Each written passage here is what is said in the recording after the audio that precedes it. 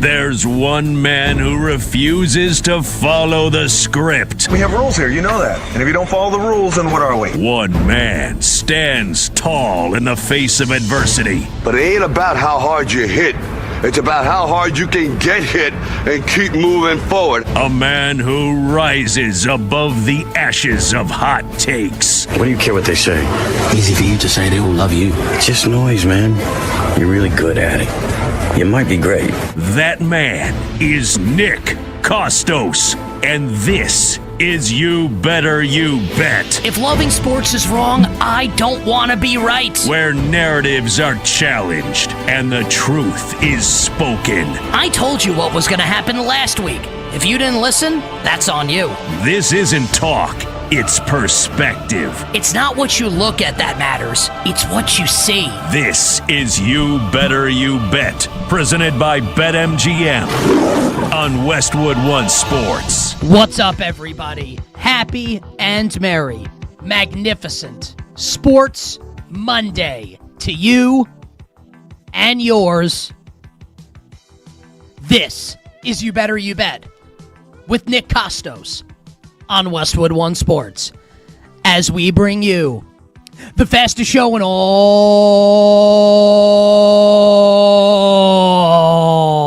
of sports. The show presented today and always by BetMGM. Make it legendary by downloading the BetMGM app and visiting BetMGM.com. And on this Monday morning, the world of sports, absolutely on fire. And we are going to get to all the big stories, including why my New York Football Giants would be insane to sign free agent wide receiver Odell Beckham Jr. Could you imagine that this is a thing that's actually going to work out for the team today? This is crazy, and the last thing the Giants need. I'll explain why coming up a little bit later in the show. We will also get into another NFC East team with some wide receiver drama, because today, dear listener and dear viewer, is June 1st. A day that we have been waiting for in the National Football League for quite some time. Because today, at 4 o'clock Eastern, it becomes financially feasible and financially viable for the Philadelphia Eagles to trade star wide receiver A.J. Brown. And it feels like later this afternoon, better than 50% chance A.J. Brown is traded to the New England Patriots. And I will tell all of you what that means for Jalen Hurts next hour here on the show.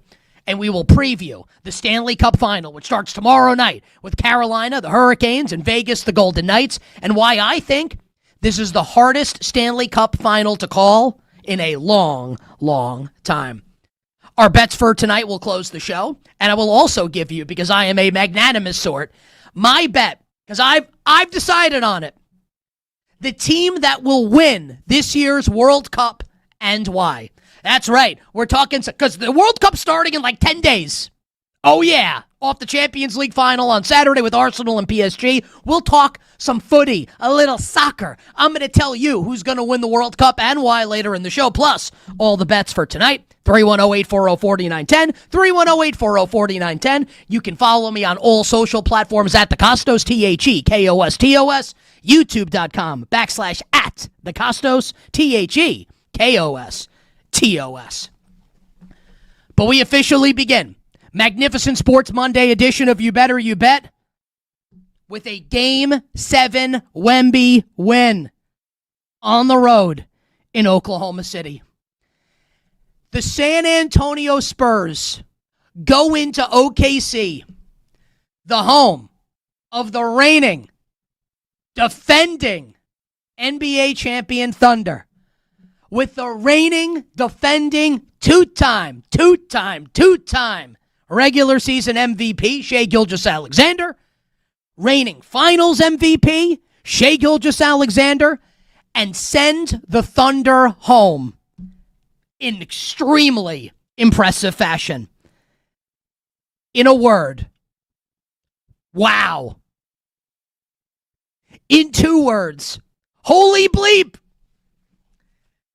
An unbelievable Game 7, and just before we get into the results and break down the Spurs and break down the Thunder, this was one of those games that had everything.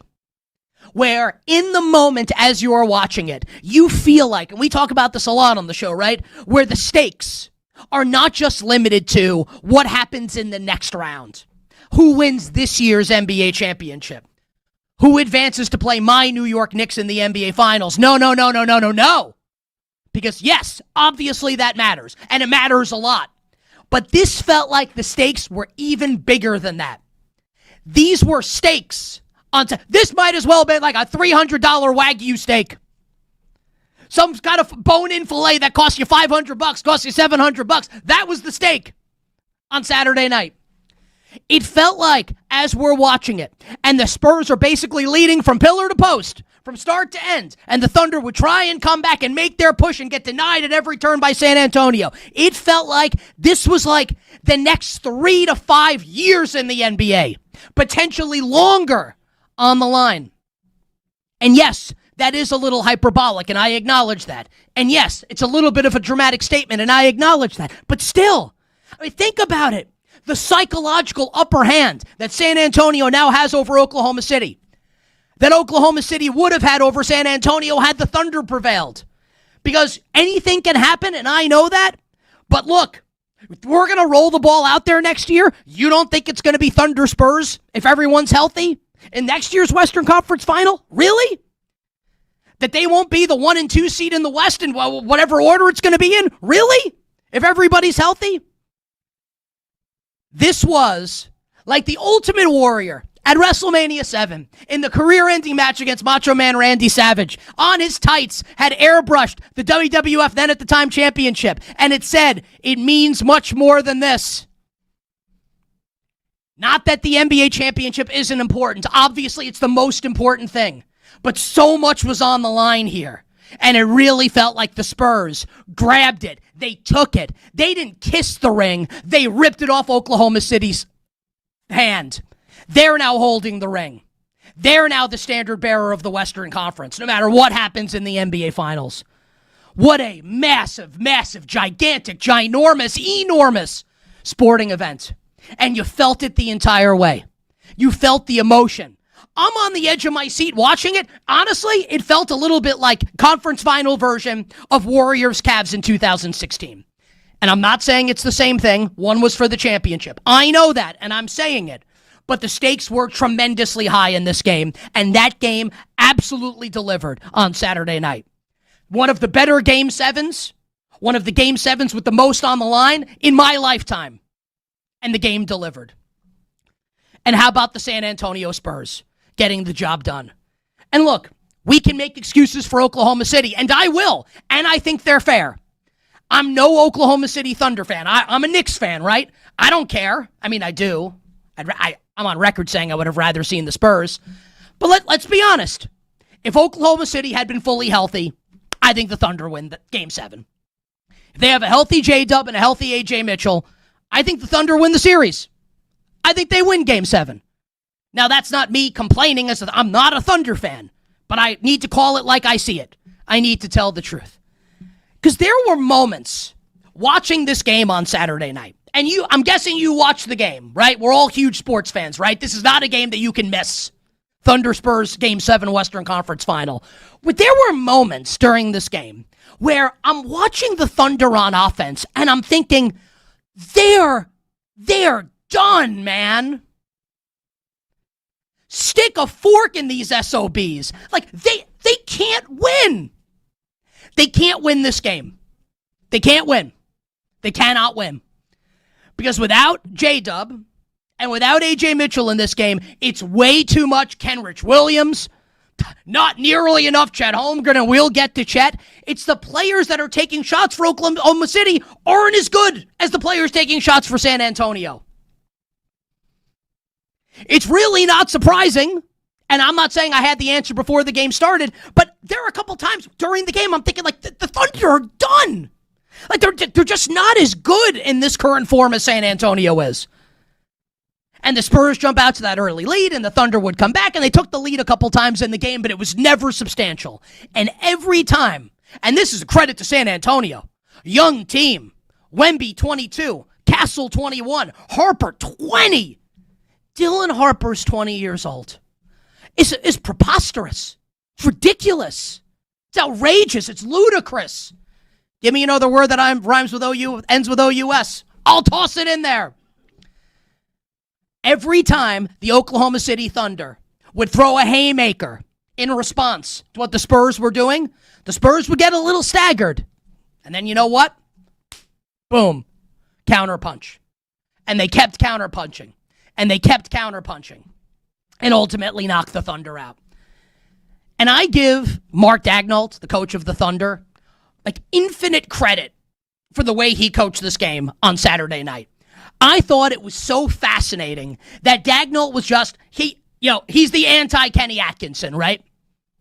Think about what Kenny Atkinson did game 1 of the Eastern Conference Final against the Knicks, where I'm at the game, the Knicks are coming back from 22 down, we're going nuts, and during every commercial break when there would be a halt in the action, we would all look at each other and go, why isn't he calling timeout? Like, what's he doing? Daigneault was the bizarro Kenny Atkinson. He was using all of his timeouts. He wasn't going to wait till the end of the game to use them because he knew if he wasn't going to call them, they were going to get boat raced. He knew that they were outmatched. It was obvious that they were outmatched. Without J-Dub and A.J. Mitchell. With them, I think the Thunder would have won. But they didn't have them. And them's the breaks. That's how it goes in the NBA. That's how it goes in pro sports. And I thought Mark Daigneault did as good of a job as he could have. Calling all the timeouts, trying different things, not letting the lead balloon up too far, and gave Oklahoma City a chance at the end of this game. Where even though the final margin of victory is 8, this game was not over until literally the final minute. Where you could have made the case, a couple crazy things could happen, Oklahoma City could come back. Thwarted, though, at the end, the Thunder were, and the Spurs advanced to the NBA championship. And we will credit Victor Wembanyama and company in a moment here. But the play of the game, and this actually, we need to talk about the broadcast for a second. And I know specifically, because I'm in New York, and I'm a Knicks fan, and my friends are Knicks fans. Everybody hates Reggie Miller, right? The Knicks fans do, at least. And I think Reggie gets a bad rap. And Jamal Crawford, I think, to be fair, in a huge spot like this for the first time in his career, has been a little uneven. I don't even mean that as a criticism. It's a really tough job. They were spectacular on Saturday night. Reggie and Jamal were great and added to the broadcast. Whether it was them criticizing Chet Holmgren, which was obviously the right thing to do, but not everyone knows to do that when they were doing it in the moment while Chet was urinating down his leg, figuratively, not literally, although maybe literally. Who knows? Luke Cornett's so Wemby gets the 5th foul with 7 minutes to go, and it's like, oh my God, are they going to foul him out? And that's one of those moments where you're watching the game and thinking, this is not just this year, but the next 3 to 5 years in the NBA could be on the line here if Wemby fouls out. Luke Cornett comes into the game, and immediately Isaiah Hartenstein looks like Chris Paul. Big white Chris Paul. As opposed to Chet Holmgren, who was bigger, whiter Ben Simmons in Game 7. Isaiah Hartenstein steals the basketball, is going in for a layup or a dunk, and here's Luke Cornett to reject him. This is like LeBron in Game 7 against the Warriors to Andre Iguodala. Blocked by James. How about blocked by Cornett? What a moment for Luke Cornett. I wish I were kidding. And immediately, so it's 97-91, could have been 97-93. Instead, the Spurs come down, hit a shot 99-91. And Reggie Miller immediately goes in that moment. He's saying what all of us are thinking. If you're an astute fan of basketball and astute fan of sports, I'm assuming you are, you know in that moment, wow, it's a 4-point swing. In the 4th quarter of Game 7 of the Western Conference Final, with so much on the line, where the winner of the series is the favorite to win the NBA championship. And Reggie immediately says it. That's the play of the game. And he was right. And it just speaks to this.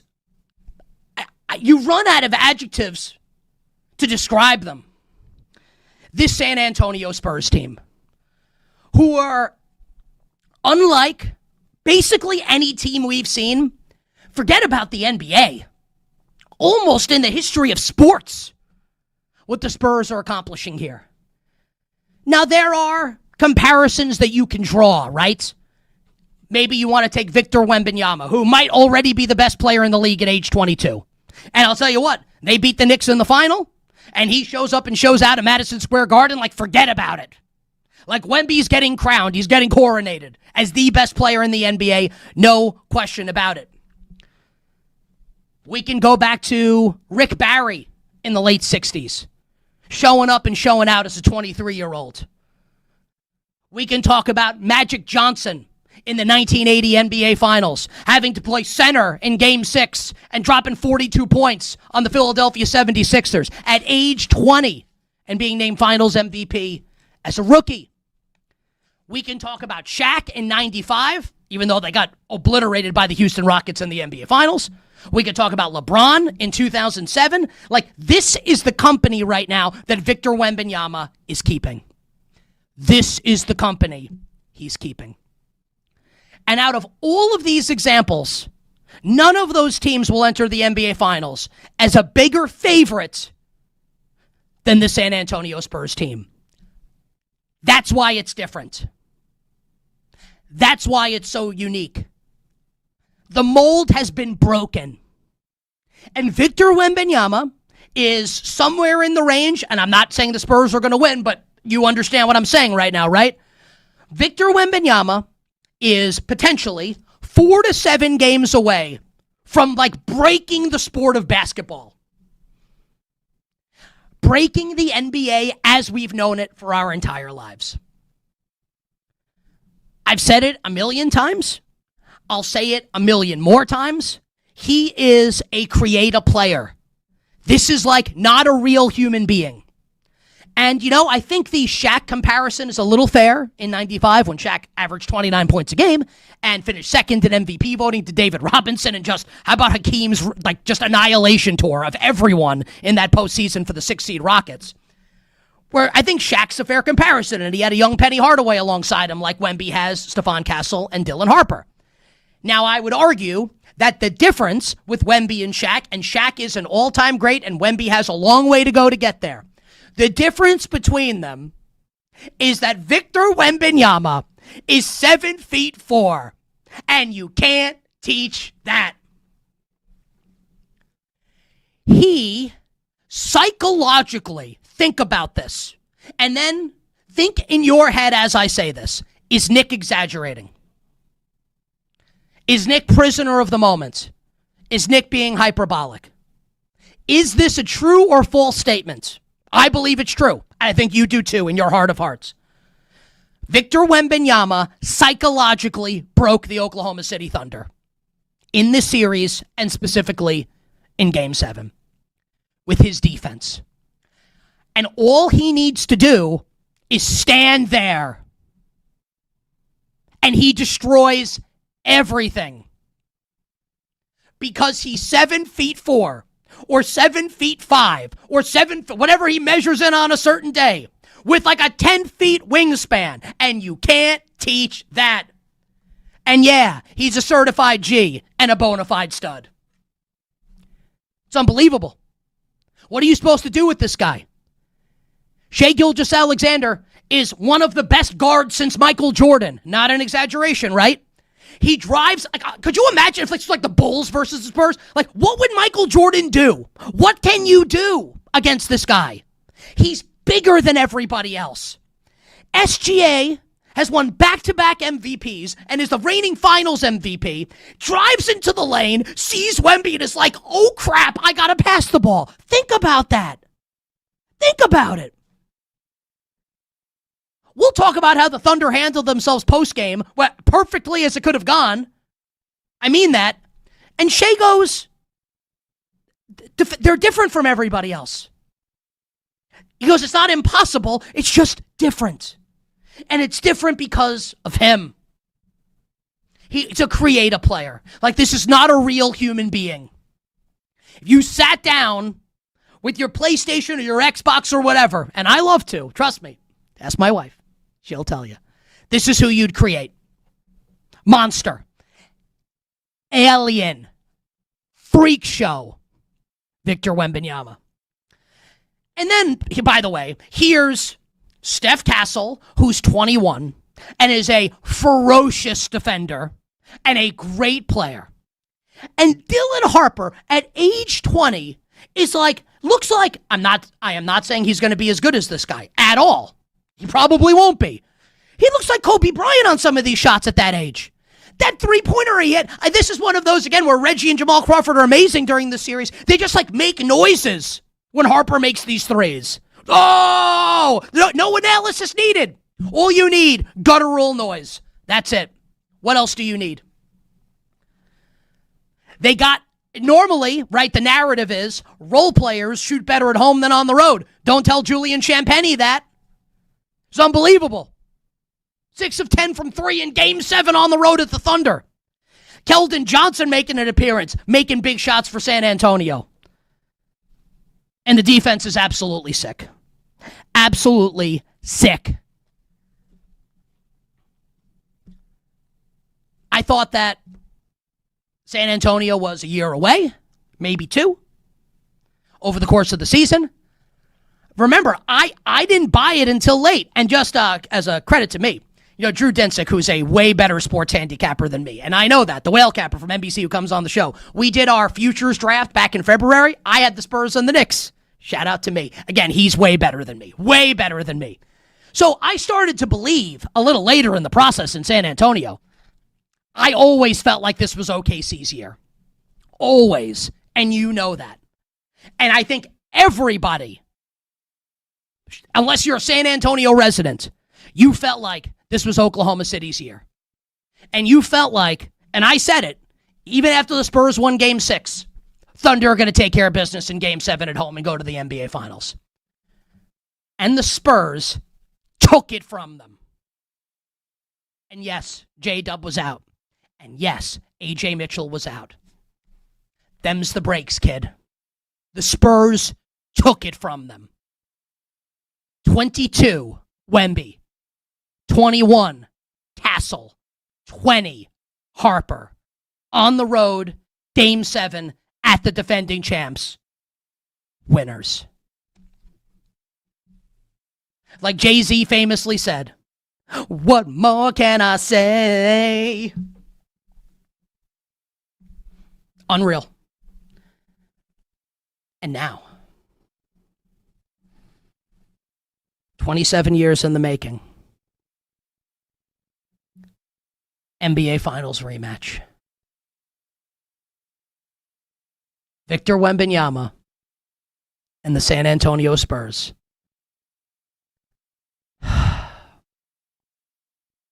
Against my New York Knicks.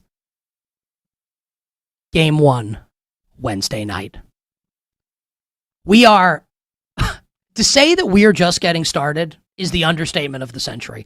I don't know when I'm going to be done with there's so much still. We got to talk about the Thunder and what's next for them, about Chet Holmgren and what's next for him, why this is the most anticipated NBA final since Cavs Warriors in 16 and one of the most anticipated finals in the history of sports of my lifetime with the Knicks and the Spurs, and how I see it playing out early in the week. Keep it locked right here. So much more to do. You bet on a Monday morning. Westwood One Sports. Nick Kostos and you. Presented by BetMGM.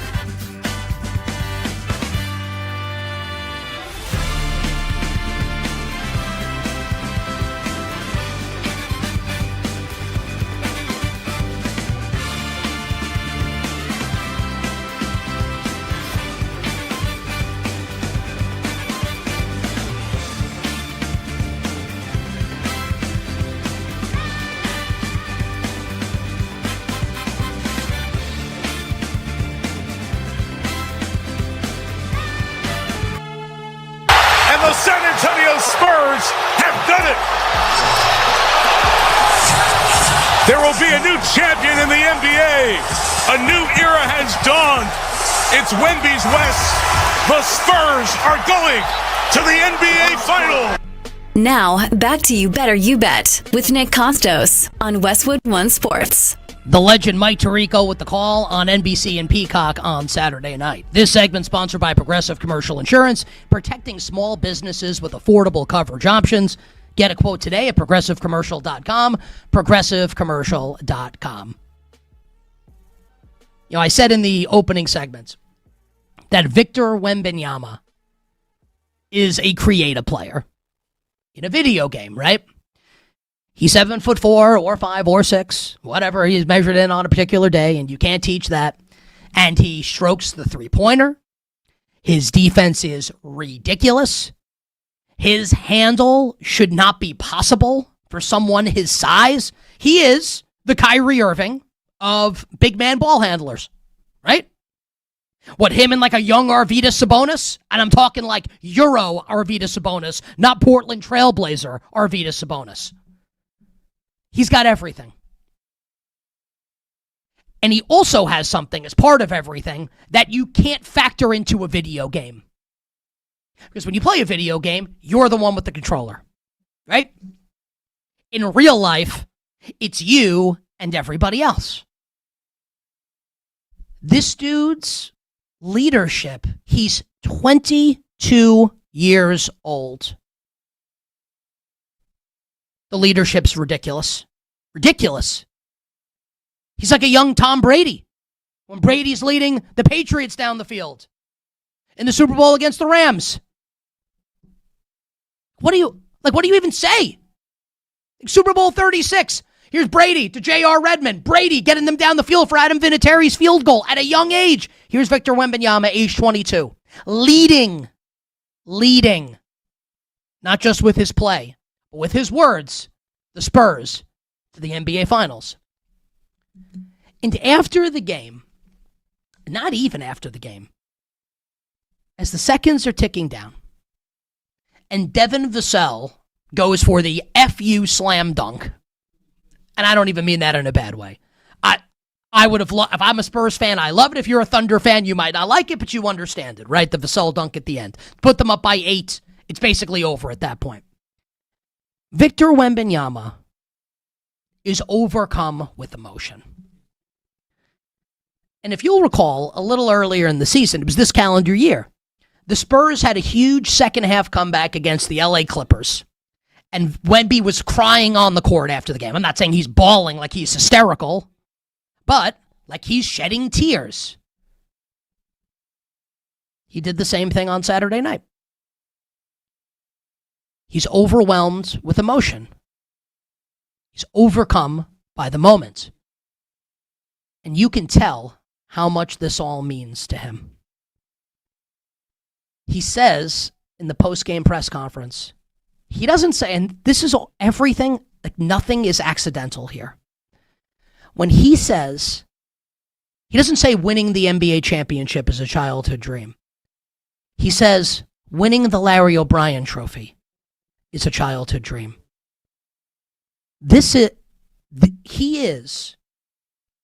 We are big sports fans, right?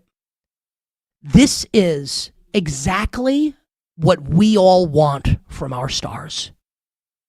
Is this. This is what we want.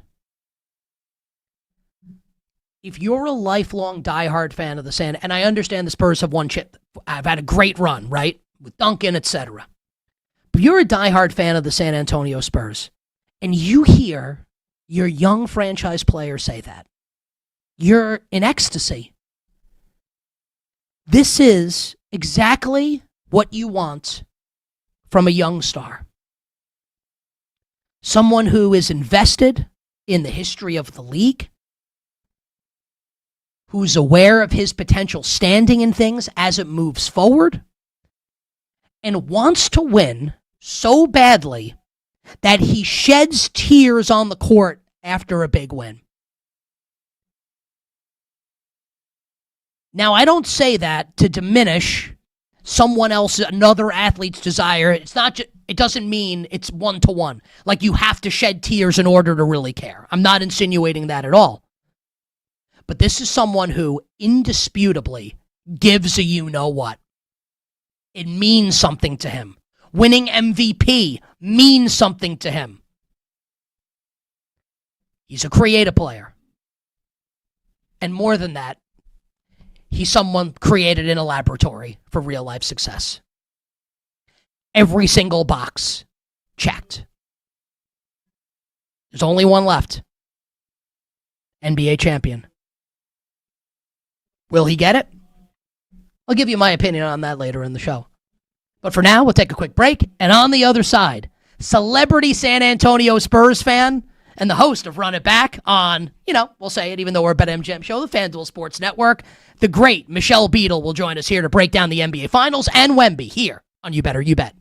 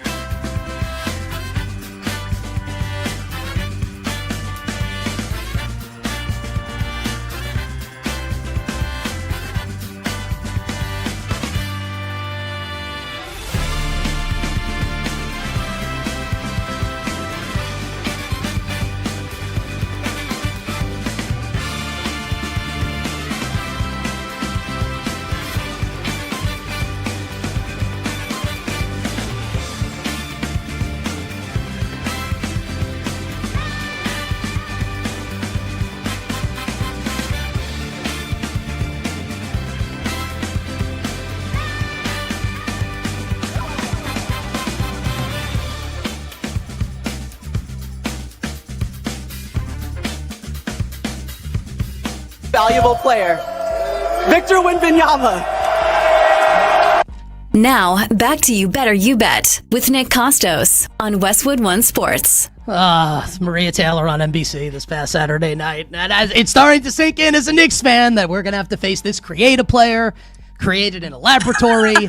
7'6", and you can't teach that. He's a tremendous leader, strokes the three ball, handles like Kyrie for a big man. It's all really preposterous.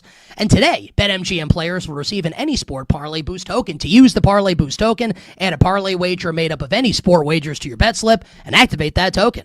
If you win the wager made with the token, you'll receive extra winnings. Download the BetMGM app today. I'm very happy that we're going to be joined by this next guest because she is tremendous. The segment's going to be great.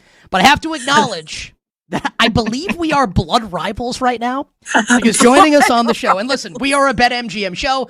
Michelle Beadle, the great Michelle Beadle, does work for our friends at FanDuel. We can all coexist. There's enough money for everybody. Yes. Run it back on the FanDuel Sports Network. The legendary Michelle Beadle on Twitter at Michelle D. Beadle, celebrity fan of the San Antonio Spurs and currently wearing a San Antonio Spurs hoodie.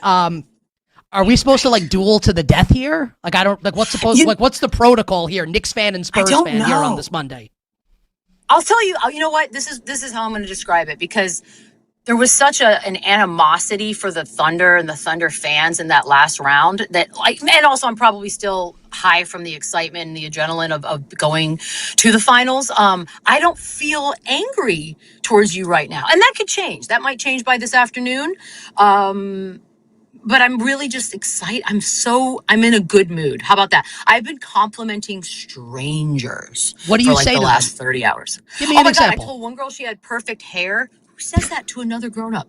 I literally said that on an elevator to a girl at my building. I was like, you have great hair. It's perfect. What am I saying? I'm in a good mood. So for today, we will be friends. But let's see how the first game goes. Because you know what? That's how you sort of set the vibes. And we'll see how players react and if anybody does anything silly. But for now, we're okay for a minute. Maybe for a minute, because you're saying wait till the end of this interview. Can I be honest with you? Sure. You're not, and I respect that, and I admire it, and I'm jealous. I'm envious of that emotion. I'm angry. Why? Because you're in the finals. I know. You haven't been in the finals in 27 years. Yes, and you don't have to remind us. And I know you're obviously intimately familiar with the team that we lost to in the 1999 NBA Finals. Love them. I'm angry because my team's and it's great. Obviously, it's been a magical run. We're the underdogs, and do I think the Knicks can win? Yes, but I mean, if you're playing percentages, San Antonio's probably going to win, and I can be honest and objective, right? Wemby's unbelievable. He could be better than Jordan when it's all said and done. It's within the range of outcomes. I'm not saying he will be. Castle's 21, Harper's 20. Mitch Johnson's a great coach. I can admit all that and still say, man, I wish we were playing the Sacramento Kings instead. Can I ask you this? Can I be angry? Is that okay? You can be angry. You can. Well, also, it doesn't help that we just watched what we did. I'm so unprofessional. I don't care anymore. I'm saying we also. It's okay. We just beat the best team and the reigning champ. So it does add, I would imagine, as an opponent, a bit of a fear factor that perhaps maybe didn't exist until that happened. But it was. I mean, they turned Chet Holmgren into I'm not even going to say some player that you see at Lifetime Fitness. It was worse than that. Chet Holmgren looked silly out of place. And that is weird. That's an odd thing to see. And I would imagine the Knicks players are going to take every note of that and be like, okay, we can't look like Chet Holmgren. And you can't get worse. Oh, good. Chandler Parsons is here in his underwear. Nice. Is that nice? I'm not so sure. He just wears the shortest shorts to work and while he's on his way to up. But yeah, there's some fear to be had. But honestly, the Knicks are on such a run. Who couldn't feel great about this? This finals to me is everything. And I'm never going to care about ratings. I'm not a suit. It's not my thing. But man, if you're not watching this finals, then you don't like basketball and I got nothing for you. It's going to be epic. It's the most anticipated finals since Cavs Warriors, the second one when the Warriors won 73 games, and Celtics Lakers probably before that, just because it's Boston, LA. But I think this is probably a cut above that. And I think it's one of the best finals in any sport that we've seen this century. I can't wait for it. So all of that said, what is Michelle Beadle's honest confidence rating in your San Antonio Spurs heading into the NBA Finals? It's hella high now. I mean, I look, I obviously am a homer and I'm going to always. I'm getting angry. I said in October. Well, in October, I was like telling these guys, hey, it's the race for sixth, and nobody knew what I was talking about. But we do in San Antonio. We've got 5 banners up. We're going for the 6th. The race for sixth was on. I said it in October. Maybe part of me was just sort of just saying it because whatever. And part of me was like, this could happen because this is a team that is different. And now that we're actually here, I think I'm still in a little bit of shock that this is actually happening, as everyone keeps saying, ahead of schedule. But the schedule's ripped up. We don't have a schedule anymore. Officially have arrived. I feel pretty confident. I feel weirdly not arrogant. Like, I'm not going into this like we are 100% winning this, because I do think the New York Knicks have been on one great generational run. But I feel good. I feel good about Spurs in 6, maybe. I'll take that. I'd like to win on home court if possible, but that doesn't always happen, as we know. And so yeah, I'm pretty confident. I'm going to give me a 80% confidence out of 100. My temper's raising. How confident are you? Like, how do you feel? I think they can win. Yeah, I think they can win. I think so too. I think they can win. I think they can. The way it happens is Cat has to do what Chet Holmgren couldn't. Has to pull Wemby away from the basket so Brunson could do his thing. Because if he doesn't, Brunson's obviously, that's the problem, right?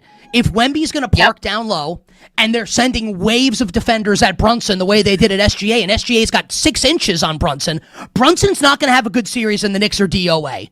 So I think it really, Michelle, is going to come down to Towns and his ability to pull Wembanyama away from the basket when the Knicks are on offense and the Spurs are on defense. I'll take that. You think Towns does he feel it? Like, does he feel sort of the idea that everyone's now, we're looking at you? Because we know he has the tendency to sometimes be hot and cold from game to game. What do you think? I'm curious your answer to that question. He must.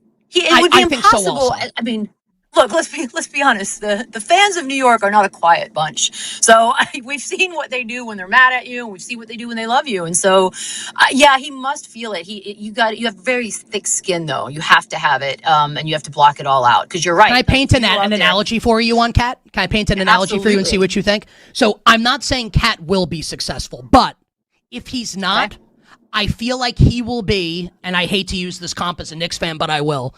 He'll be more John Starks, Game 7, 94, and go 2 for 18 and go out on a shield, as opposed to Chet Holmgren, who got mind-effed, obviously, and shot 1 for 2 on Saturday night. So if Cat's going to go down and he's going to lose to Wemby here, the psychological and the physical battle, I think he'll at least go down trying, as opposed to whatever the hell Chet Holmgren did on Saturday night. You think that's fair? I like that.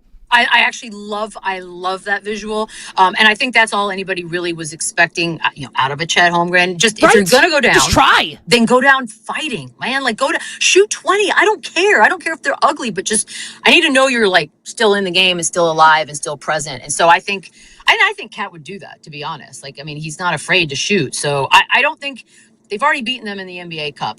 There's no fear as far as that's concerned. They've had a pretty good regular season stretch, blowout here and there. But yeah, I don't think that they have the mind block with Wemby the way we just witnessed in OKC, which is a great thing for New York because, you're going to need it. You better bet on this Monday, Westwood One Sports. Nick Kostos joined by us again, my mortal enemy at this time. The great Michelle Beadle. Run it back on the FanDuel Sports Network on Twitter at Michelle D. Beadle. You have been such a great NBA host, analyst, observer for a long time, right? So I can't wait to get your answer to this question. And I'm a lifelong diehard sports fan. I'm having trouble putting what San Antonio has done into perspective. Now, maybe they're the 95 Magic and they lose in the finals. Maybe that's what this is. Yeah. I feel like they're farther along than that Magic team. How do you put this into perspective? You've watched this team your whole life. You've covered the NBA for a long time. This monumental accomplishment by these young players. It is very hard because we all sort of, look, I was sitting on the floor of Shutter's Hotel the day the lottery drawing was done and the Spurs got that number 1, that envelope was open. I literally have a photograph of me crying tears of joy because it was the Wemby. Was this, just to be journey. clear, is this the Tim Duncan lottery or the Wemby? Like, which lottery are we talking about? Where you got the generation? Okay. Just wanted to make sure. I know. This is the new. It's like Star Wars. It's the new ones, but they're actually good. And so I remember we knew he was going to change things, but how many times have we also gotten hyped up over somebody in any sport and it just maybe didn't turn out quite as high as we thought it would? Wemby has been such a delightful surprise in that not only is he surpassing expectations, but he's epically, like, he's a student of the game. If he does something wrong, we see him go out and change that and get better, and he does it on such a fast pace. He's also built a little bit differently mentally, and we've seen that as well. Like, this dude, it's not that he doesn't like to lose. He's angry about it, and that has been an actual joy to watch as well. But the bonus that nobody saw coming was all of the surrounding the pieces, the Stephon Castles, the Dylan Harpers of it all. Like, that was not part of the plan when Wemby was drafted. We didn't know that was coming. And so to watch this team just be built of these, we got dogs, man. And I don't say that very often. Like, that is a thing that people want and need and crave. And we got that. And it's like, it's the Spurs. The Spurs are like this. And so it's this next generation, the 2026 version. It's very different, but also the same in a lot of ways to our old guys. I hate calling them old because they're still younger than me. And it's just kind of amazing to watch. And Mitch Johnson, God bless him, man. He walked into some big old shoes that didn't want to leave yet. That was just medical. And then you got Pop still behind the scenes and Timmy. And it's like, it is just a story. It's like a storybook way that this is going. And I was with everyone else. I did not see this at the beginning of the year. I said playoffs for sure, but man, we have gone way past that at this point. So I don't have an analogy other than it feels sometimes too good to be true. And I hope that's not the case, obviously. But man, it's been a joy. I am famously insecure. It's why I work out and got all these tattoos. I would, and I'm just being honest. I'm a little nervous. Would you like to? Because you're very confident, right? You're complimenting. Would you like to compliment me? Make me feel a little better on the way out to close this interview? I mean, black's slimming, so that was a good choice. I have a black T-shirt on. He's 100% right. And that's why. And I've got 5 of these. This is a true story. This is a Zara slim fit T-shirt. I've got 6 of them in the same color, and I wear them every day on the show because they make me look better. That was honestly. I love that you came up. It's not a real compliment. That's okay. It's a real compliment. Dang it! It's a real compliment. Take it. It was. I have to, but I don't necessarily want to. Hey. I really appreciate this. This was great. Knicks v. Spurs, my mortal enemy, Michelle Beadle. Run it back, FanDuel Sports Network. I really appreciate the time. I'd wish your team good luck, but I'd be lying. But good luck to you, my friend. I know. Good luck to you as well. Let's have fun. Yeah, it's only fun if we win. Michelle, it's fun. They've got 5 already. They're on the race for Sace. We're in the race for Uno right now. Hour 1 done, hour 2 for you coming up on the other side. We haven't even talked about what's next for the Oklahoma City Thunder. And SGA and how well he acquitted himself post-game and what needs to happen with Chad Holmgren. We're talking Thunder next, hour 2 on a Monday here on Westwood One Sports.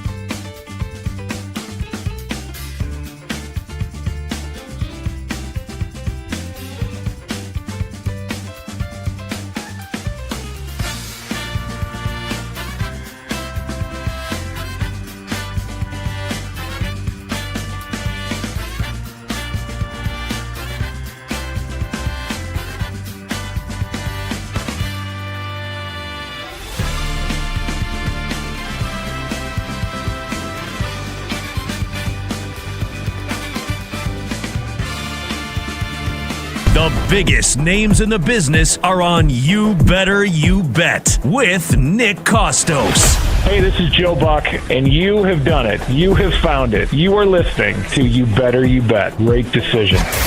Hi, this is Kevin Harlan of CBS, Westwood One, and TNT, and I'm listening, as you do every day, to You Better You Bet with the most handsome single man in the radio business. A man who, if I was not married for 38 years, I might consider myself the kind of guy that can electrify a listening audience and a crowd of bystanders watching him do what he does so well each and every day. Continue to listen right here on You Better You Bet. This is You Better You Bet on Westwood One Sports, brought to you by BetMGM. The magnificent Sports Monday edition of You Better You Bet rolls on. Nick Kostos, our crew, and you, here on Westwood One Sports. Love the first hour of the show. What a surprise. I'm biased. Even if I thought it sucked, which it doesn't, but even if it did, you think I'd come on the air and be like, man, that first hour was a stinker? Nah, it was awesome. Breaking down Game 7, Western Conference Final. What a win for the Spurs. Victor Wembanyama, creative player, created in a laboratory, ahead of schedule. No real historical comp right now for the Spurs team if they win the championship. You can come close with a couple. I don't think anything can accurately describe and is fully analogous with what the San Antonio Spurs are doing. And enjoyed the spot with celebrity Spurs fan Michelle Beadle. And that's just, I can appreciate this as a Knicks fan. I can kind of remove myself. And look, we're all sports fans, right? That's the thing here. And there will be times where I can remove my blue and orange glasses and I can assess things from a 10,000-mile view, right? Looking down and try to speak objectively. Not as a Knicks fan. It is, if I'm being honest, taking my fandom out of the equation, it's kind of a humorous dynamic here between fan bases in this NBA Finals. Like, it actually is.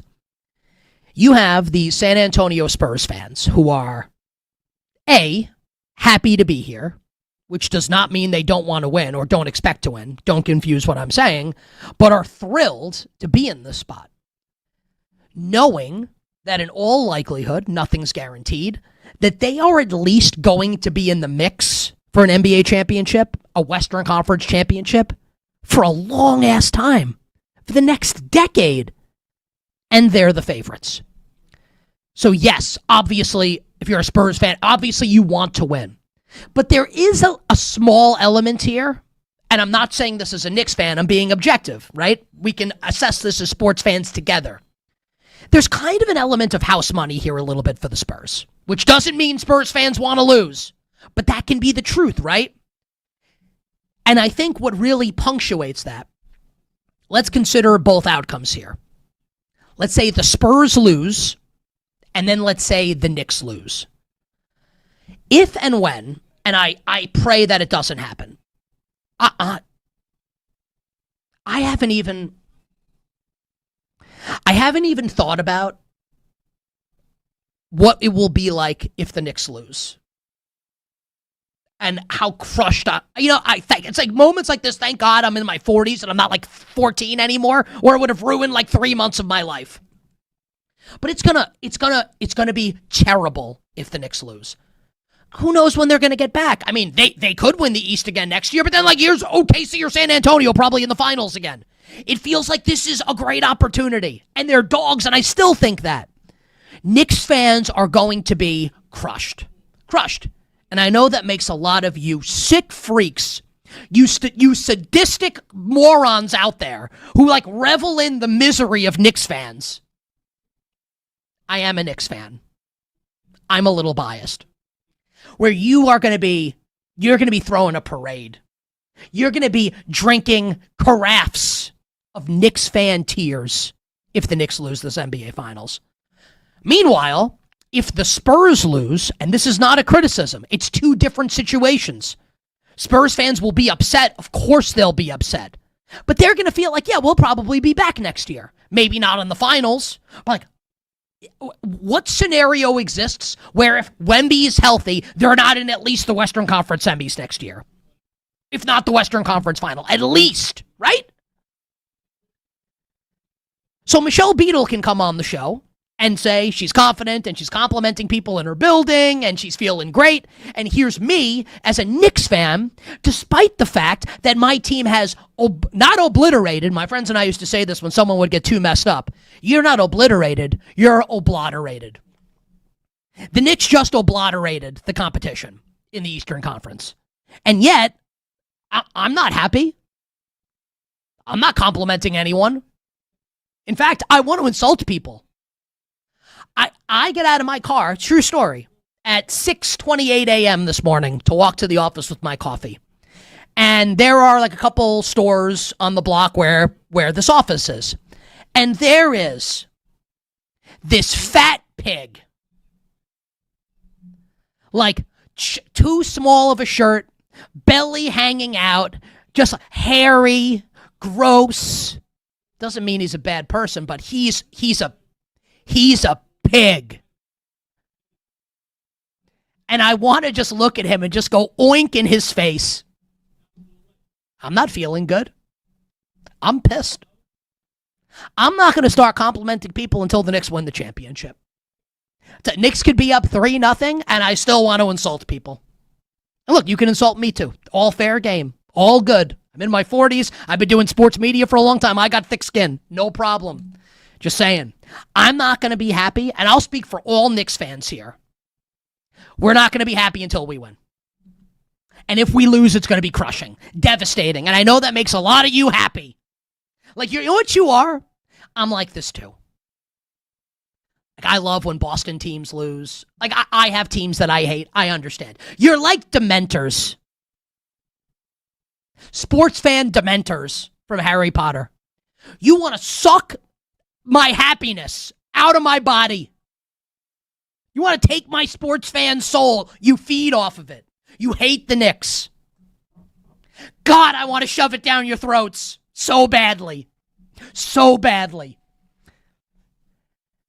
And this is like, growing up, I watched the Super Bowl 21, the Giants video yearbook following the 1986 Giants Super Bowl. I watched it 500 times when I'm a kid. Land of the Giants. And I brought this, Pat Summerall narrated it. And right before Super Bowl 21, right before the highlights of the game start, they show the Giants being introduced. And Phil McConkey, Lad's dad. He's not, even though they're both white NFL wide receivers. A little bit of funny stuff there. Phil McConkey whips a pylon with his towel and starts jumping around. And Pat Summerall says, the Denver Broncos entered Super Bowl 21 hoping they would win. The New York Giants entered Super Bowl 21 knowing they would win. And I think that's the difference right now. Right, wrong, or indifferent between Spurs fans and Knicks fans. And it doesn't mean it's going to turn out that way. Spurs fans, I feel like Michelle Beadle carried herself just now. God bless her. I would feel the same way if I were her. Carried herself like someone who believes that she's going to win another championship, that her team's going to win another title. Meanwhile, I'm like white knuckle, holding on to the desk. Like I want to curl up in the fetal position under the covers with the lights off, hoping that my team can win a championship. Just being honest, everybody. We're sports fans, right? Does that jibe with everybody? Even if you disagree with my emotion and my feeling, you can at least understand where I'm coming from. Fair? I think the answer to that question is yes. You bet here on this Monday morning. Westwood One Sports, Nick Kostos and you, presented by BetMGM. Okay, we'll get to the Giants and all the crap going on there. We'll get to the Eagles and the Patriots and A.J. Brown in a little bit. But we need to give you a little bit of a postmortem on the Oklahoma City Thunder, whose season ended, obviously, not with a bang, but with a whimper on Saturday night against Victor Wembanyama and the San Antonio Spurs. Before we get into how they conducted themselves post-game, which was, and I mean this, and I'll punch this point home as we get into it, as admirable as it gets, and that's not an exaggeration. I thought they handled themselves perfectly the Thunder. Perfect. After the loss and in the aftermath, the day after season-ending press conferences. Lest we forget, because it will be easy to forget this now that it's San Antonio and y'all pay homage to the man. Woo. It can be easy to forget that this season, and this happens in sports, right? We've seen it a million times over the years, where the season can be about a team. And that team doesn't win. The Oklahoma City Thunder started the season 24-1 and had many, including me, and I bet this and I lost. So it's like I don't claim to be right about everything. I thought they were going to win 70 games. I thought they could potentially 24-1 coming off a championship. Are they going to match Golden State? Go 73-9? Match Michael and the Bulls and go 72-10? Are they going to go 72-12, 71-11? Is this going to be a 70-win team? Now, they didn't get there. They're still the favorites the whole season. Still started 24-1. And think about the way, I and many others talked about this season. It was a fait accompli, pending health. And look, they weren't healthy. That it was going to be OKC. We have on this show the benefit and the honor, candidly. When we bring some sports bettors on the show that work in the media, these are not jabronis. These are not curtain-jerking jabronis that are like, in the opening match of WWE Superstars. These are like WrestleMania main eventers. And it doesn't mean that they win all the... No one wins. If I won all my bets, I'd be on a yacht. That's not the point. We have really, really smart handicappers that come on the show. And again, it doesn't have to mean that they're right all the time. What did they all say all season long? Oklahoma City's going to win the title. Everyone said it. Everyone thought it. Even after they lost Game 6, even with J-Dub, questionable, didn't play in the game as it turned out, with A.J. Mitchell out, people still liked OKC to win Game 7 and win the NBA Finals against the Knicks. And the Spurs took it from them. And in doing so, the Spurs didn't just take this championship away potentially from, and who knows? Who knows if J-Dub would have come back? Maybe the Knicks would have beaten the Thunder. Who knows, right? But let's say OKC wins the championship. Possibly they would have been favored, right? Like the Spurs are against the Knicks. The Spurs, it's possible right now, and we won't know for a couple years, but it's possible that the Spurs didn't just take this championship away from OKC. Didn't just take it right out of their hands, like Aqib Talib pulling a chain. It's possible they took a dynasty away. It's possible this was a dynasty steal by San Antonio. I am not saying that's what's going to happen. The Knicks can win, of course. But, be honest. Is it that crazy to think that the Spurs will win this year and could win again next year? Is that crazy? No, right?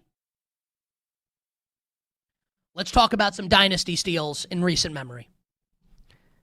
In 1996, my New York Yankees played the Atlanta Braves in the World Series. A year after, the Atlanta Braves finally got over the hump and won the World Series with the late, great Bobby Cox, beating the then Cleveland Indians in 6, Tom Glavine World Series MVP.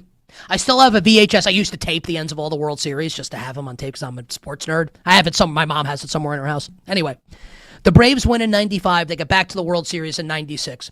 Andrew Jones, who's like 13 at the time, like Danny Almonte, I'm only exaggerating by a little bit, is hitting 700-foot moonshots off the Yankees. They're up 2-0 going back to Atlanta for the middle 3 games of the series. Feels like the Braves are going to go back-to-back, and this could be a dynasty for Maddox, for Glavine, for Smoltz and company. And the Yankees win 4 straight. Now, the Yankees would lose in 97 to the Indians, but then win in 98, win in 99, win in 2000, and in 99 would beat the Braves again. Dynasty steal. How about, and it's not quite a dynasty steal because this team only won twice, but how about Super Bowl 32? Brett Favre and the Green Bay Packers in 96 beat Drew Bledsoe, Bill Parcells, and the Patriots in the Super Bowl.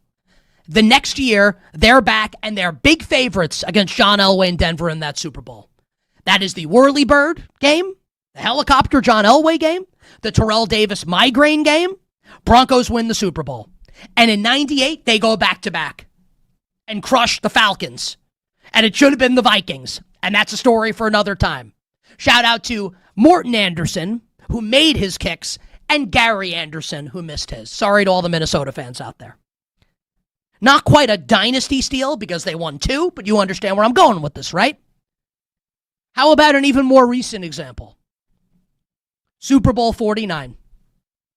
The Seattle Seahawks slam Peyton Manning and the Broncos in Super Bowl 48 in my neck of the woods at MetLife Stadium. Next year, like the Packers yak it away in the NFC title game in Seattle, and the Seahawks go back to the big game. And they're on the doorstep, the literal doorstep of history, back-to-back. Denied by Malcolm Butler, Tom Brady, and the Patriots, who then would go on, like the Broncos would win 50, but the Patriots would win 51 and then win 53. When the Seahawks would have gone back-to-back. And who knows what happens from there. If the locker room doesn't get fractured as a result of the Russell Wilson pick and the Darrell Bevel and Pete Carroll play call, and Marshawn Lynch isn't furious, and Richard Sherman's not furious, and the defense isn't furious that the offense cost them back-to-back championships. Who knows what happens? Dynasty steal.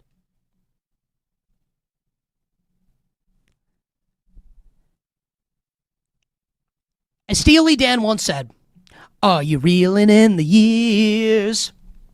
As the years go on, who's to say?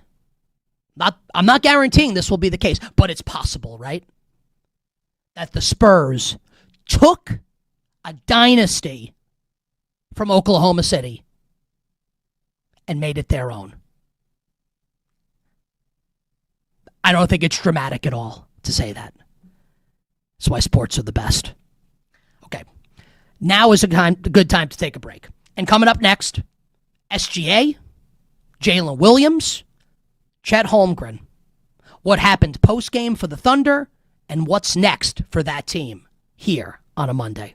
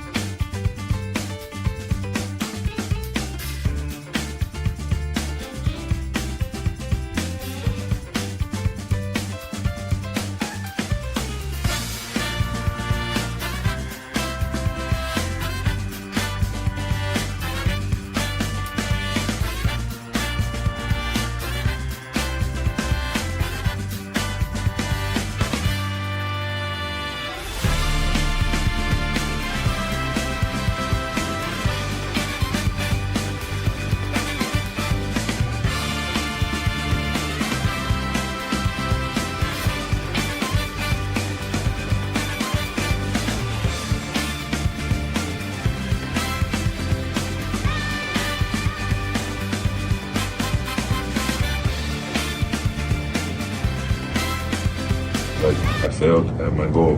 Like I didn't achieve what I wanted to achieve. But through my experiences, I learned the most about myself, and I make the greatest amount of increases I have in my career when I fail at my goal and don't get what I want. Now, back to You Better You Bet with Nick Kostos on Westwood One Sports. This segment on You Better You Bet sponsored by Progressive Commercial Insurance, protecting small businesses with affordable coverage options. Get a quote today at progressivecommercial.com, progressivecommercial.com. That the voice of Oklahoma City Thunder star guard Shai Gilgeous-Alexander speaking yesterday at the Thunder end-of-season press conferences following their loss on Saturday night in Game 7 to the San Antonio Spurs. I'm going to be honest with everybody. I'm going to be slightly hypocritical here, and I'm going to say that in advance. As a Knicks fan, if it had been Knicks Thunder in the finals, and SGA is flopping and doing that thing where he falls down when he takes shots to try and bait fouls, I would have wanted to tear my hair out. I would have been furious. So I need to be honest about that. I'm being slightly hypocritical here. But with that being said, and I did want to be honest about that, and you can't tell me, the audience, that I don't shoot you straight and tell you when I'm wrong and tell you if I'm being a hypocrite, right? With all of that said, the amount of criticism that this dude gets is ridiculous. It's ridiculous. He is, much like Wemby, much like Victor Wembanyama, and it's part of what makes this specific rivalry Thunder Spurs, and I understand it's in its genesis right now. We've just gotten started. Like, this could end up being a big-ass book. We're through one chapter here, basically, of the book. It's part of what makes this rivalry so special already. They're not just great on the court. They are clearly great leaders and are driven to win off of it. This is the kind of thing that you absolutely love, or you should love if you're a sports fan. I have seen some people, though, and I'm not trying to say it's everybody. I'm not trying to say that, but I've seen some people. First off, Wemby got criticized for crying. It's just, how could you cry after? I love that, by the way. We want our athletes to care, but don't care that much. Oh, we want you to care and not be mad when you lose, but you're going to get emotional. Now you've crossed the line. Now it's too much. Shut up. SGA. Oh, he's calling it a failure. How can he say that? Are you people crazy? Do you in order to win at the highest level, in whatever it is that you do, that is the attitude you have to have in order to win. And of course, deep down in his heart of hearts, he knows that he was good of course he knows that. He won MVP. I don't think he looks back at the season and is like, man, I was terrible. I think he's probably thinking, when it came down to it in the biggest moments, yes, I was great. And he was great in Game 7. He tried to single-handedly will his team to victory in Game 7. He seemed like the only Thunder superstar, Chet Holmgren, I'm looking at you, we'll get to you in a second, that actually tried to win and gave a damn on Saturday night. And we're going to do this thing where we don't like what SGA says? Do any of you who criticize what he does on the court, and I think it's a little overblown. I think some of it's jealousy from other fan bases and jealousy from other players who look at his success and don't like it. Because human beings can be jealous, myself included. He gets up there and says, it's a failure for me because we didn't win. Yes, that's what you want to hear. If you're a Thunder fan, that's what you want. That's what you want.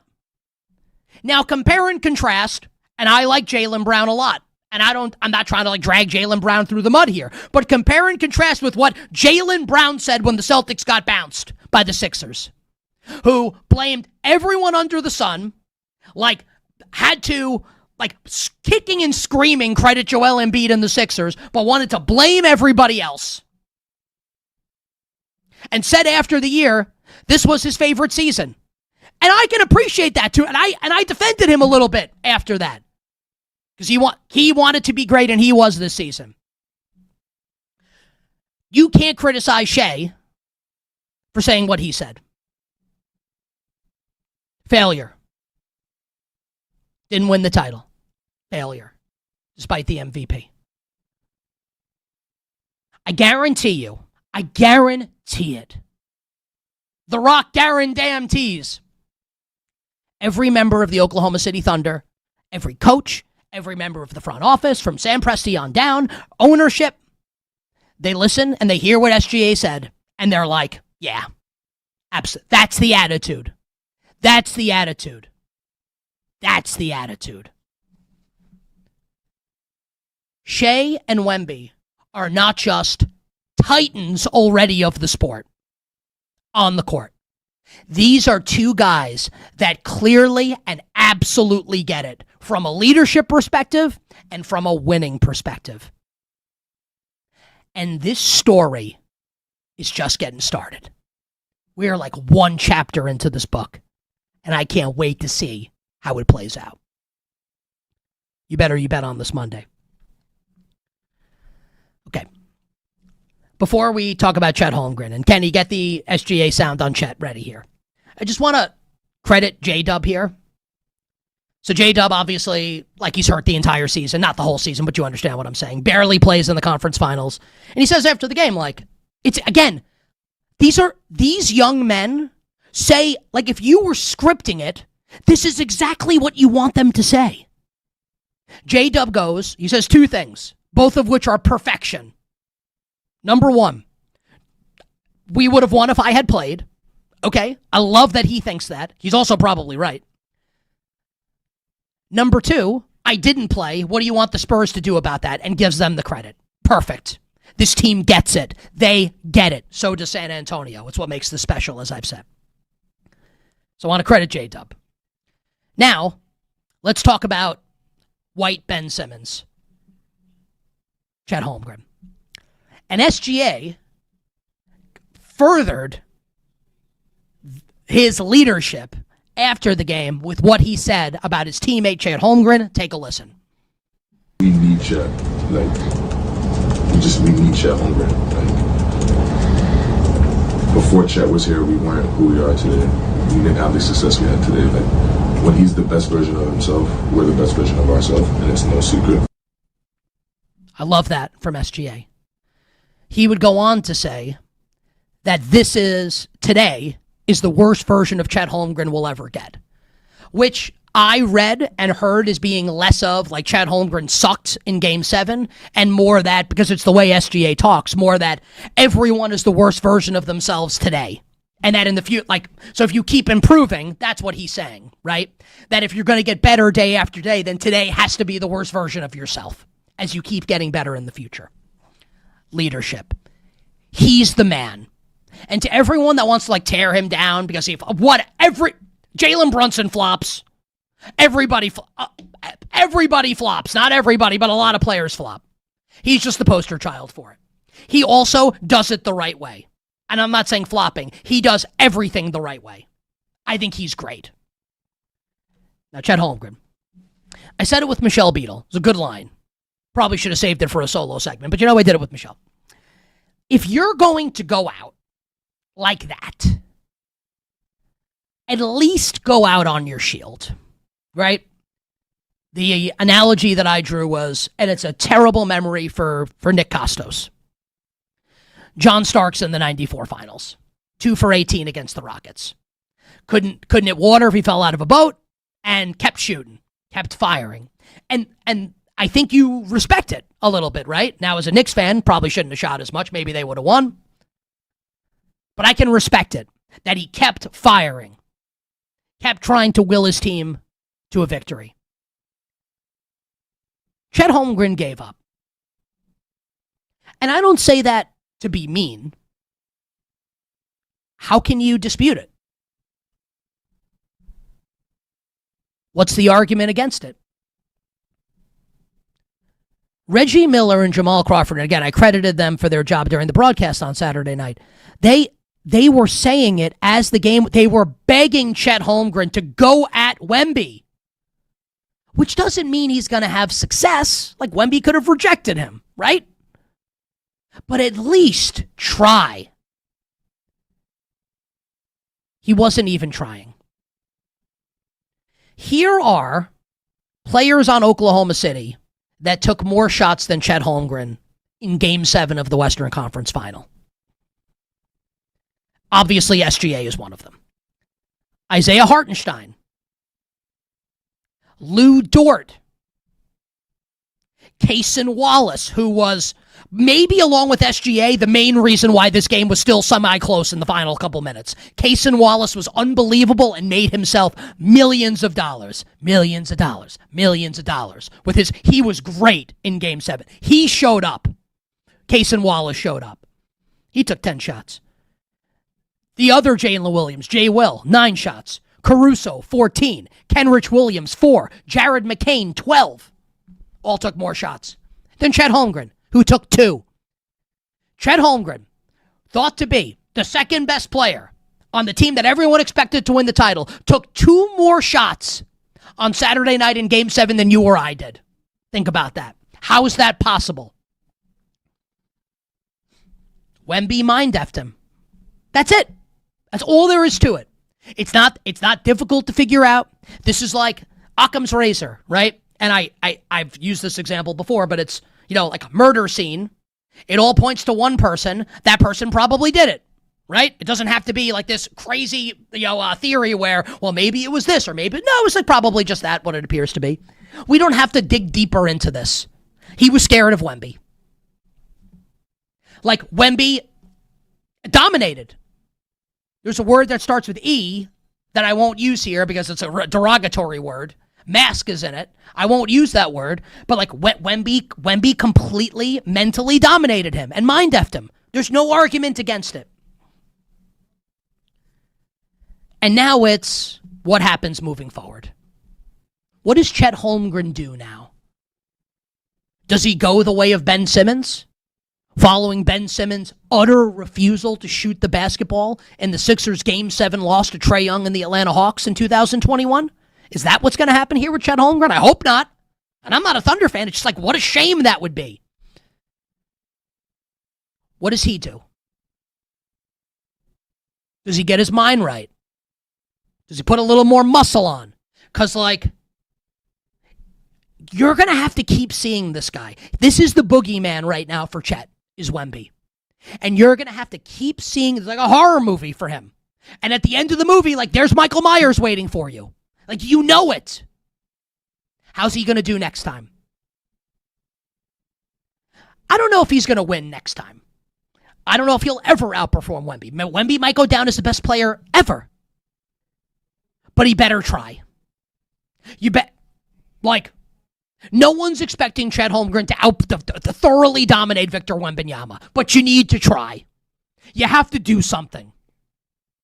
And I'm not the man in the arena. I'm a guy doing a radio show. I'm a guy doing a video show. I'm a guy you might be watching on your TV right now. I'm not the man in the arena. But even I know you have to at least try. You bet on this Monday. And that takes us to what's next for Oklahoma City. What do they do now? They just lost to the Spurs. I think it's fair to say that the Spurs next year, given the fact that Wemby will be 23, Castle will be 22, and Dylan Harper will be of legal drinking age next year. The Spurs will probably be better next year than they are this year. And the Spurs just beat the Thunder. So what do you do if you're Sam Presti? Do you say to yourself and tell yourself a story, which you can tell? I don't say that sarcastically. Do you tell the story, if we had J-Dub and we had A.J. Mitchell, we win? I, by the way, think that's a true story. I think that's nonfiction as opposed to fiction. I think that's the truth. But also, the Spurs will be better next year. And are you just the same? Is this what Chet Holmgren's going to give you moving forward against San Antonio?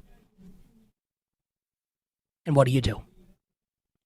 Do you say, look at what we accomplished without J-Dub this season and trade him for a top pick in the draft? And kind of reset the financial scale with the way the new CBA works, right? where you can't pay infinity guys. Like, you're going to lose guys. It's why the CBA was constructed like this. You're preventing super teams from existing. Do you trade J-Dub and reset the financial clock on this roster? Do you trade Chet Holmgren? I know that sounds crazy, but it has to be brought up. Is Giannis a realistic option for Oklahoma City to pair with SGA? And that's who you go to war with against the Spurs. With Giannis. My best guess is the Thunder roll it back. Is that they roll it back. And maybe they'll make some type of move to maybe add a little more. We'll see what they do to add a little more size. Maybe that's what they do. I think they'll do something. I don't think it will be the nuclear option. But I'll tell you what. If it were me, and I'm looking to try and build a team, not to beat this year's Spurs, which I think they did. I think Oklahoma City is the better team. You need to beat next year's Spurs. And if you're going to beat next year's Spurs, I think you probably have to do something. J-Dub, Chet, they need to do something. I don't think they will.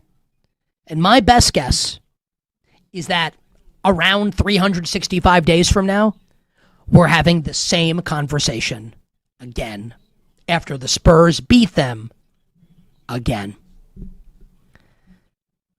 I just checked my calendar. It's June 1st, which means today, A.J. Brown could get dealt to the New England Patriots. We'll get to that, plus another wide receiver decision that needs to be made by a team in the NFC East. It's coming up next here on a Monday.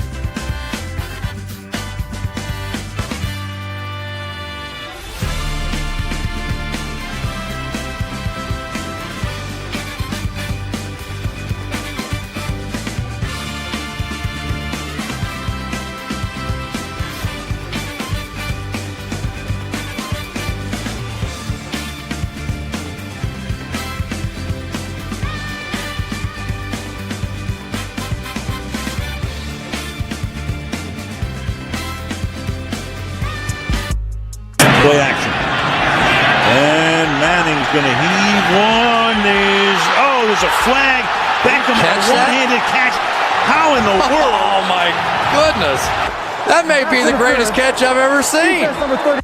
Now, back to You Better You Bet with Nick Kostos on Westwood One Sports.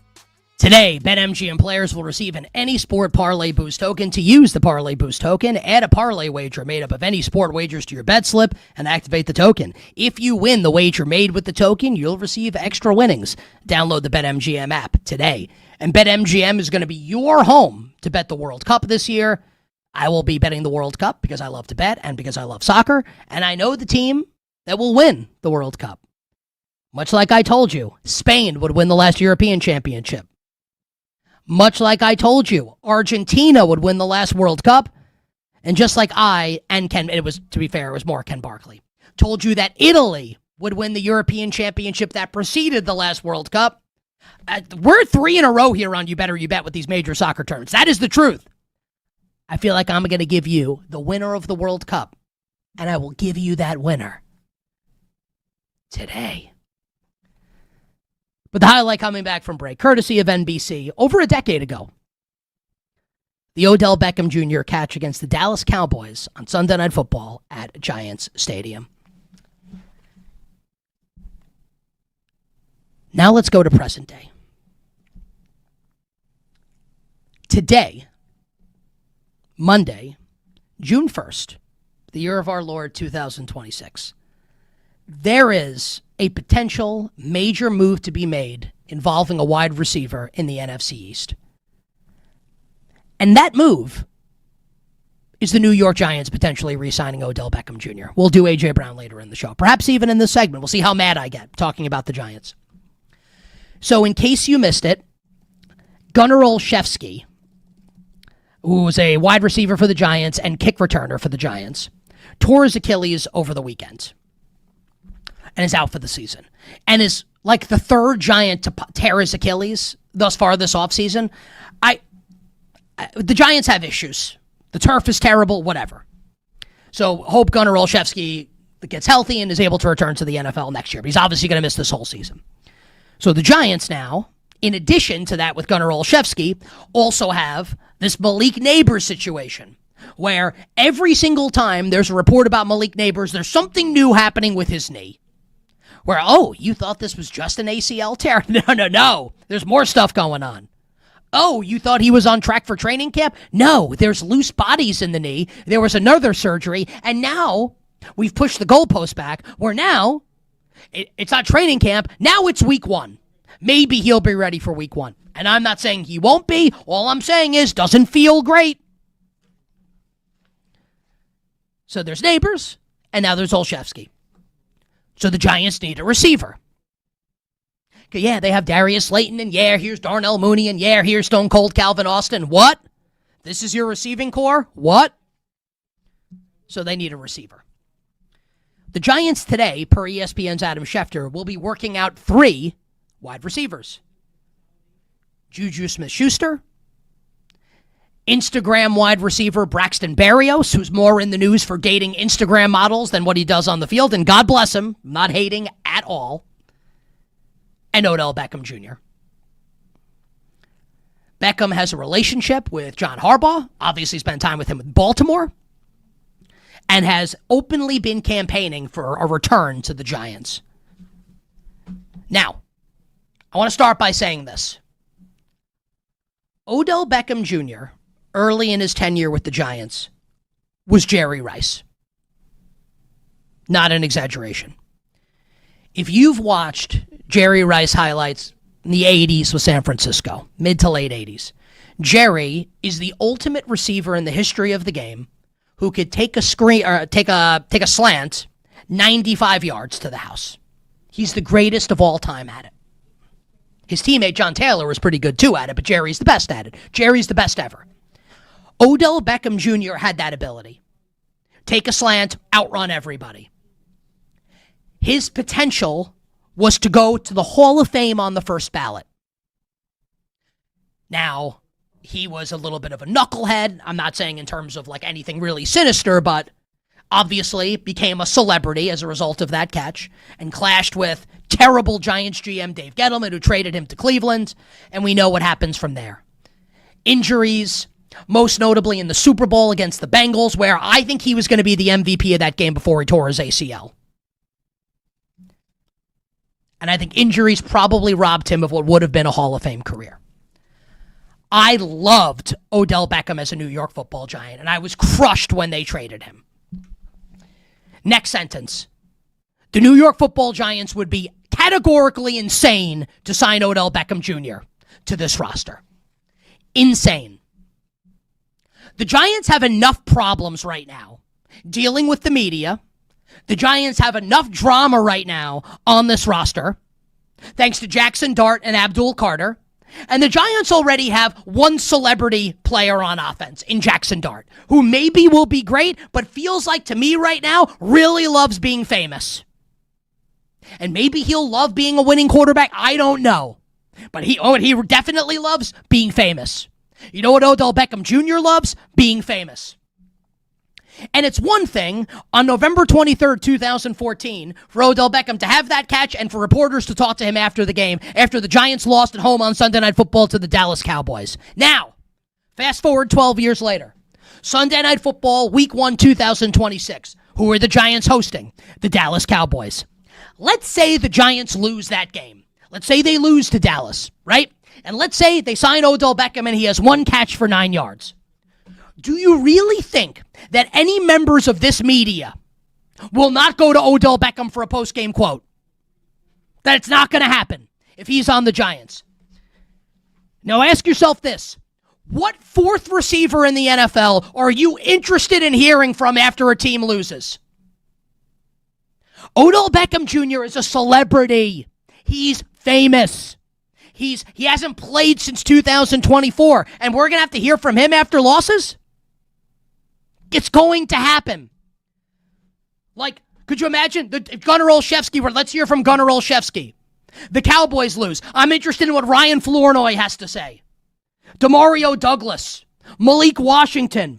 She said she wants some Marvin Mims, some Luther Vandross. Jalen Naylor? I barely know her. Are we interested in what these receivers have to say after a team loses? No. But if it's Odell Beckham Jr., we're going to be interested, right? The Giants right now are kind of like a three-ring circus. And I told you that Jackson Dart made an unforced error in introducing the president. And I wasn't political, and you all got really mad, right? And then Dart has to address it, and Abdul Carter doubles down on his feeling. You think Jameis Winston has to be the voice of reason? Am I taking crazy pills here? That Jameis Winston is like the veteran voice of wisdom in my favorite team's locker room? And you want to bring Odell Beckham into the circus? Are you trying to win games or are you trying to be a sideshow? Also, like, Juju Smith-Schuster, I think, is unquestionably the best of those three receivers right now. Odell Beckham Jr. Like, stop it. That's all the Giants need. Next to the bearded lady, here's another circus sideshow for the Giants this year. Cannot sign Odell Beckham Jr. if you're the New York Football Giants. Final hour, power hour coming up on the other side. We'll get to A.J. Brown. We'll talk some soccer, some Stanley Cup Final. But Matt Moore starts it off from the Action Network and Locked On NBA.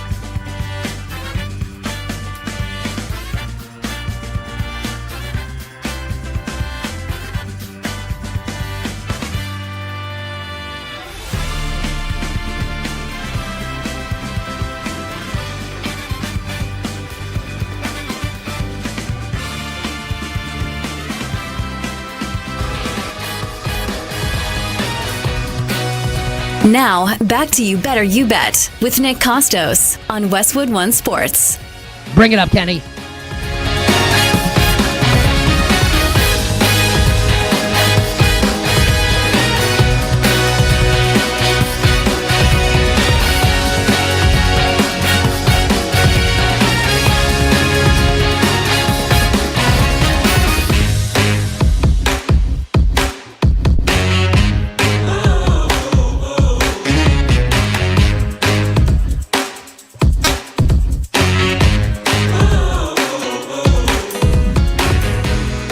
Final hour.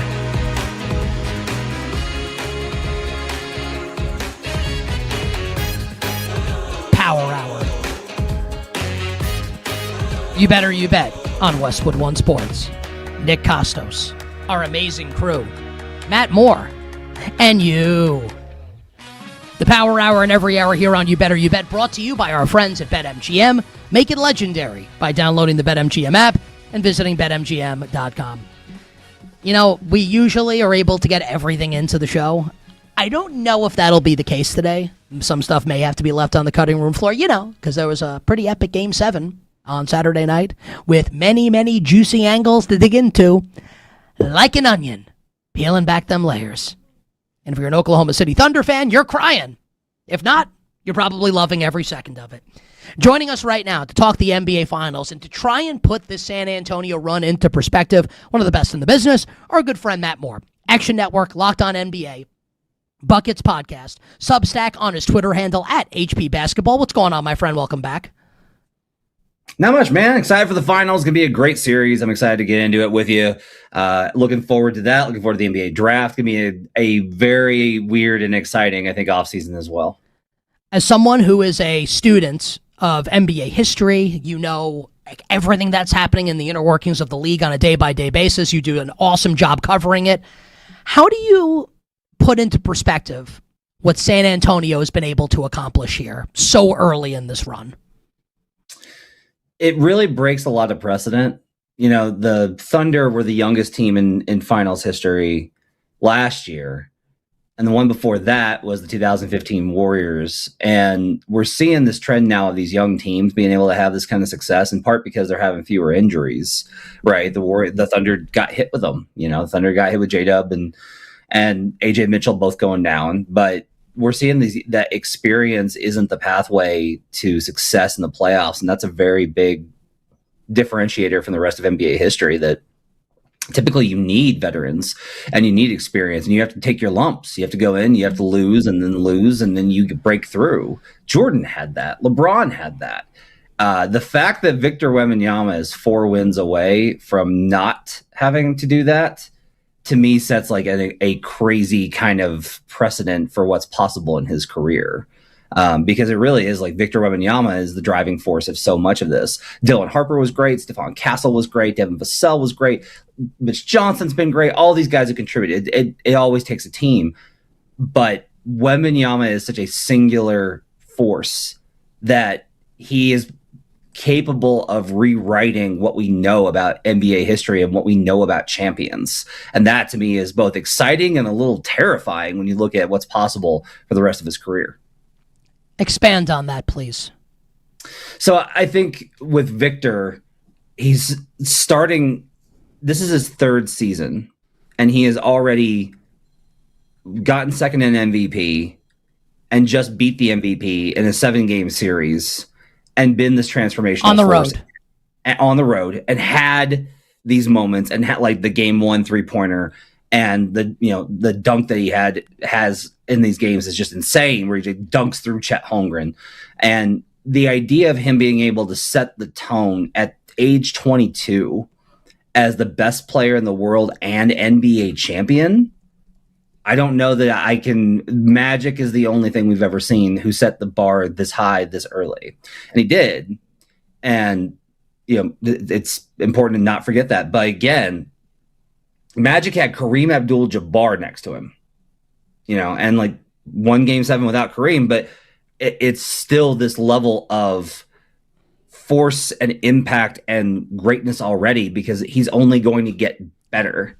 And I don't know what that means. I don't know what that means for what he's capable of. I don't know if they win the title, what this sets off. Is it going to be, we thought, the Nuggets are so good, they're going to be back, they're going to win again. Nope. We thought the Celtics are so good, they're going to be back. Nope. We thought the Thunder, well, they're different. They're young and they're so deep, they're going to win again. Nope.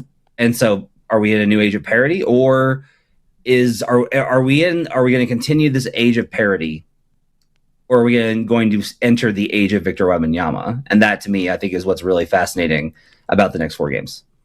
If the Oklahoma City Thunder had a healthy J-Dub and a healthy AJ, forget about AJ Mitchell, let's just say J-Dub's healthy, who wins Game 7 and why? I still kind of lean Spurs. I think I didn't like the matchup necessarily for J-Dub in that series anyway. He didn't really have a counter in terms of who they could throw on him defensively. But part of this is also it's almost impossible to kind of project because J-Dub is out for so much of the season. Like the Thunder learned how to play without J-Dub. They had so much success without J-Dub. And J-Dub is an awesome player. And if you think like, well, it was a close game and it was like 11 with 5 to go. It was a close enough game and J-Dub is so good that that's the difference. I don't blame you for that. Like J-Dub is a great player. But I still kind of find that the way that the Spurs were able to do a few things, including taking away almost all of the Thunder's easy transition stuff. They just got back and shut down everything in transition. Even when they turned the ball over, they got back and got stops. And that was like, that really showed the weaknesses in the Thunder's offense, that they don't have enough mechanisms in their half-court offense to be able to compensate when somebody takes away the easy stuff. That I don't know if J-Dub is the difference. I still kind of think the Spurs just kind of had them. This may be a hot take, and I acknowledge that. So I'm watching the game on Saturday, and this will lead into a question. So I'm watching the game on Saturday night, and I thought the announcers, and I've praised you were wearing an NBA and NBA, I thought they did an amazing job, right? SGA's exhausted. He's not getting a lot of help.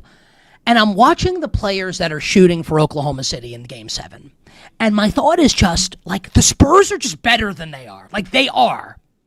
At least without J-Dub and without AJ Mitchell. Who knows what would have happened otherwise. You still like the Spurs. Reasonable minds can disagree, right? So now that the Thunder are done for this year, and we're going to project this moving forward, I think we can accurately say, right, the Spurs will be better next year than they are this year. And they just beat OKC. So there will be some, and I don't know where you stand on this, right? And I'm going to ask you, who will say the Thunder just need to run it back, make some moves along the margins, and it'll be enough if they stay and hope for better injury luck next year. I kind of think they need to do something bigger than that. Reset the financial clock, put themselves in position to really, really beat this team in the next couple of years. Where are you at here on the Thunder moving forward and what Sam Presti needs to do? Well, there's 2 thoughts here about what they need to do and what they will do. I am kind of the mindset of they don't need to do anything. I'm very much like, I think they're fine, because we do this where it's like, well, they can't beat this team. Yeah, but you don't know if you're going to see that team. You don't know if you're going to see that team, because I think San Antonio definitely has OKC's number. Doesn't that have to be the assumption, though, when you're building your team? Like, we're going to have to beat them. I don't think so. Because you don't know you don't know if you're going to face that team in terms of, are you going to face that team fully healthy, right? Or are you going to face that team missing a few guys? Are you going to be fully healthy by that point? And then you also have the kind of element of, I do think there are teams that match up better with San Antonio than OKC. And that may sound crazy. We do this where it's like, well, they're better and that's how they win, because they're better. I don't think the Spurs were better than the Thunder. I just think they match up well with them. I think they were close enough and they match up well with them so that they can be better than them in 4 out of 7 games. And there's a very big differential there. The Thunder are not going to do anything radical. To talk about going for Giannis, to talk about going for these big changes. No, I think Lou Dort's gone, and I think iHeart might be gone based off of the fact of what their luxury tax bill looks like next year. I think it's very likely that they reduce that luxury tax bill by letting those guys go. They believe in Thomas Sorber. They really like Nikola Topic, and Dort obviously has his own limitations. And so I think the team will be different next year in terms of who's getting minutes and where. But they're not going to change much of anything. And I don't think they need to. I think that they're good enough. They won so many games. They made it to the conference finals again. They made it to a Game 7 again, like without J-Dub and AJ Mitchell. I just don't think you can overreact because we always kind of think the grass is greener with a different type of build. You want to be better for sure. If there's an opportunity, go get it. If it's something that doesn't fundamentally change who you are, but they have a big belief in who they are as a team, and I think they have a good reason to do that. What do you do with Chet Holmgren? Oof. I think you have to be patient. I think it's hard to really criticize Chet for this series because of, he had a really hard time when he was guarded by Victor Wembanyama. Like, this has been a matchup problem for him historically. But Matt, can I push back a little bit? You know I love and respect you. Like, go for it. Yeah. I've used this example a couple times, but like the first time with you here. If you're going to go out like John Starks in Game 7 against the Rockets, 2 for 18. Like, shoot the ball. You can't go 1 for 2. Like, that's where, like, I want to push back. Like, yes, Wemby's better than he is, and yes, Wemby's impossible. Also, you can't shoot the ball 2 times, make the money he is, be considered the second best player on the favorite to win the NBA championship. You can't shoot 2 times. Like, he's basically white, taller Ben Simmons on Saturday night. What do you do with that? I think what you really do with it is to me, it's more about Chet hasn't developed his own on-ball game. He doesn't have post-up moves. A lot of guys don't. Victor doesn't. Victor doesn't have go-to spots. That's insane. That's correct. He's the best player in the world in the NBA Finals, and he doesn't have go-to spots. But Chet, he's been kind of taught to be this defensive presence and to be a trigger man. Like, there's mechanisms where he finds opportunity where they want him, but he doesn't have like a lot of on-ball stuff because he hasn't developed that part of his game yet. And that part of his game will come along with more strength and conditioning. He's had so many injuries also that have set him back in his development. I just think he's going to get there. Look, if this is who he is in 2 years, and you get a problem.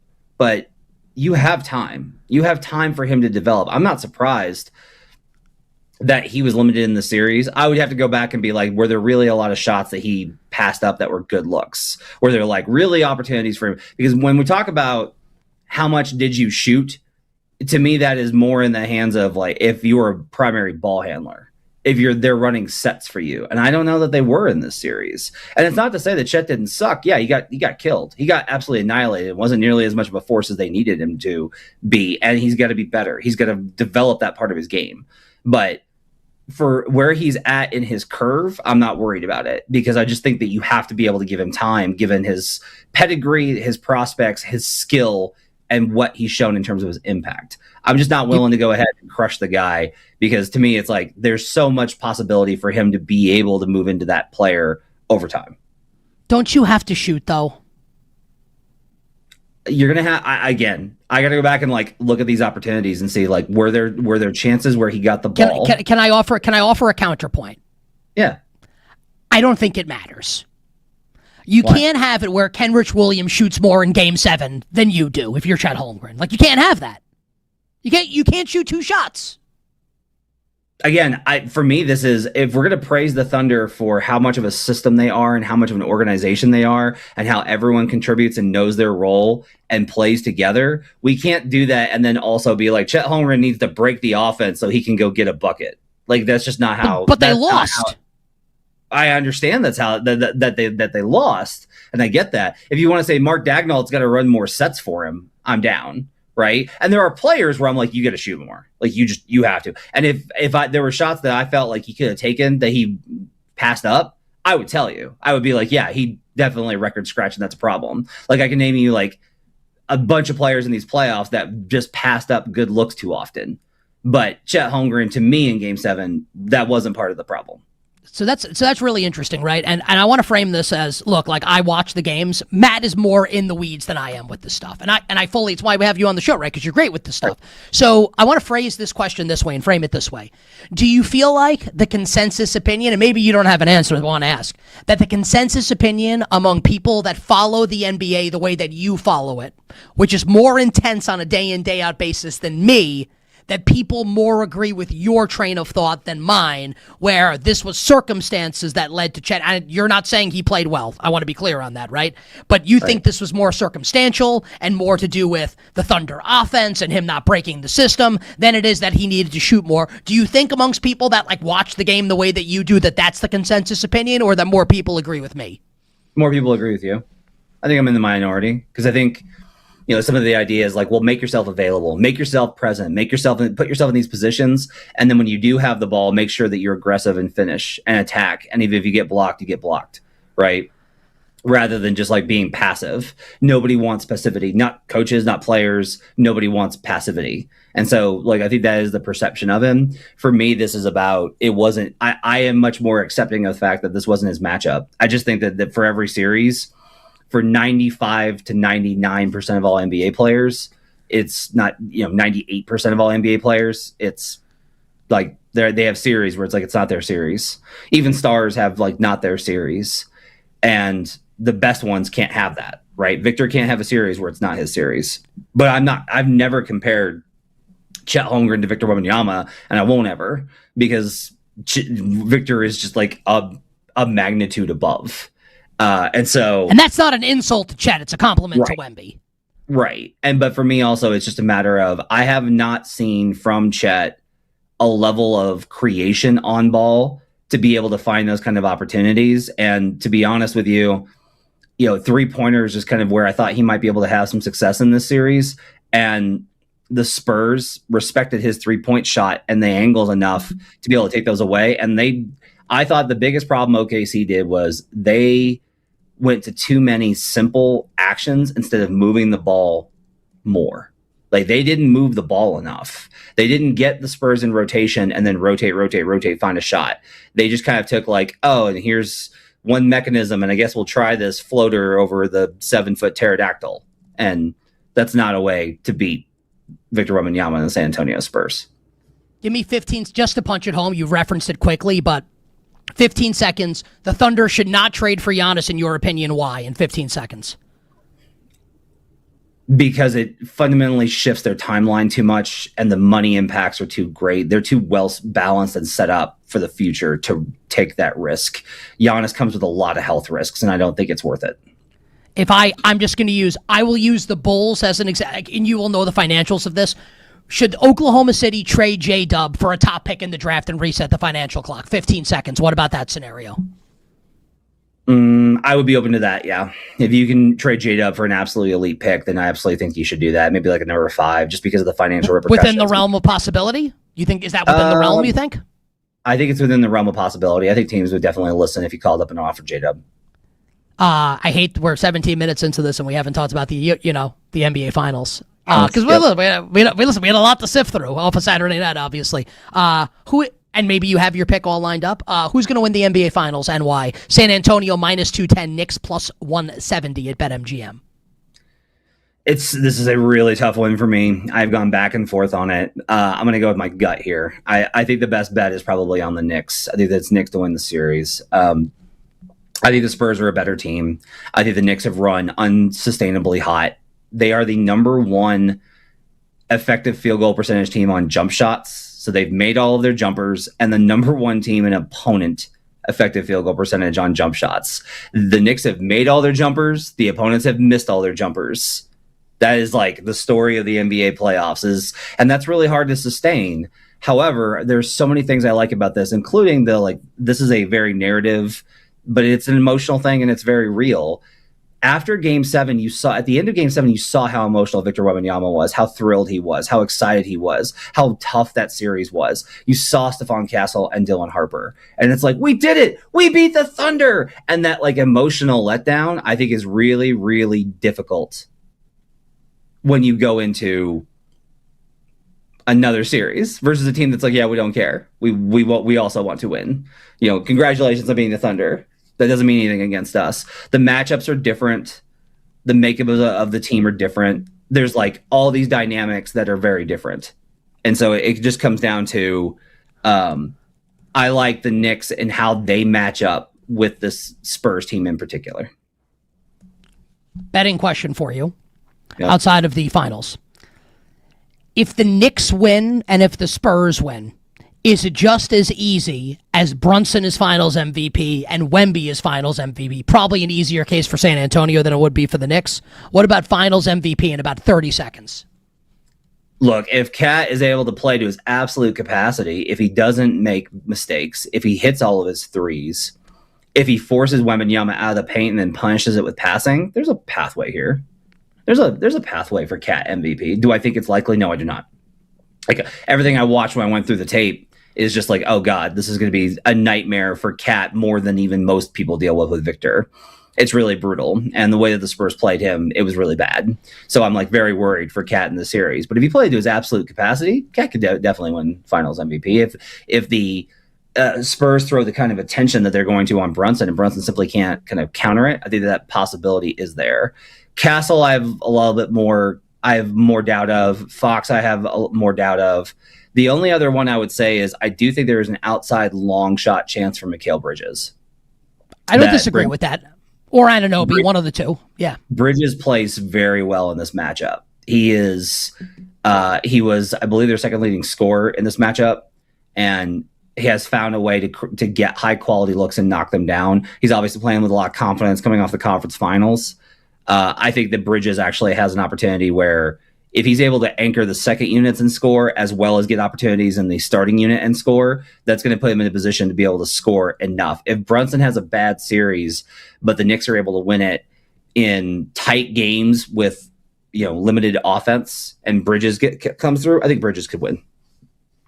Final question. 3 weeks and a day away from the 2026 NBA draft. What is your hottest or strongest take as it regards the NBA draft, where the expectation is the Washington Wizards will select AJ DeBonsa first overall? I think there's value on Cam Boozer. I think there's a lot of value. Let's go first? Yeah, because he's like this long shot, and a lot of the draft analysis is leaning a lot, like the late draft analysis is leaning towards him. Darren Peterson is the scout's favorite, and he might just push back up to number one. But I do think that Cam Boozer, especially if the Wizards decide that they're going to trade Anthony Davis, because Davis has been like, yeah, I'm not convinced. I don't think this team is good enough. And they're like, we'll see. And acting like he's too good for the Wizards. Well, okay, fine. Get him out of here. We don't need that kind of nonsense. Then you just draft Cam Boozer. You put him next to Alex Sarr, and that works. Or the Jazz, whose father, Carlos Boozer, works for them, move up and get Cam Boozer. I think that's possible. If another team comes through and trades with the Wizards, I think it's possible they take Cam Boozer. I just think, to me, Cam Boozer is the best of those three prospects. To me, Cam Boozer has the best value as far as from a betting angle. I do not think the gap between AJ DeBonsa and Cam Boozer is so wide that there's not value on Cam Boozer. Will the internet explode if Cam Boozer goes first overall? It'll be a shock to a lot of people, yeah. It'll be pretty stunning just because, one, Peterson was the number one pick for most of the draft cycle and might get back there again. And there is this kind of thought that AJ has cleared himself as the number one guy. The odds are, at some places, are very, very high on AJ to go number one. And that's part of my thought is, like, I just don't think that these three guys are separable at that point. I think that they are very close with the ups and downs of all three. Wow. Matt, you're the best. Appreciate it. Hope to talk to you during the NBA Finals at HP Basketball, Buckets, Locked On NBA Action Network. Stay well. We'll talk soon. Thanks, man. Take care. Our friend, the great Matt Moore, joining us here on You Better, You Bet. All right. On the other side, we have a lot to do. Stanley Cup Final. Canes Knights. Pretty good matchup. The Carolina Hurricanes have made history en route to the Stanley Cup Final. What is it? I'm going to tell you. And I'm also going to tell you who's going to win this year's World Cup. Coming up next here on a Monday.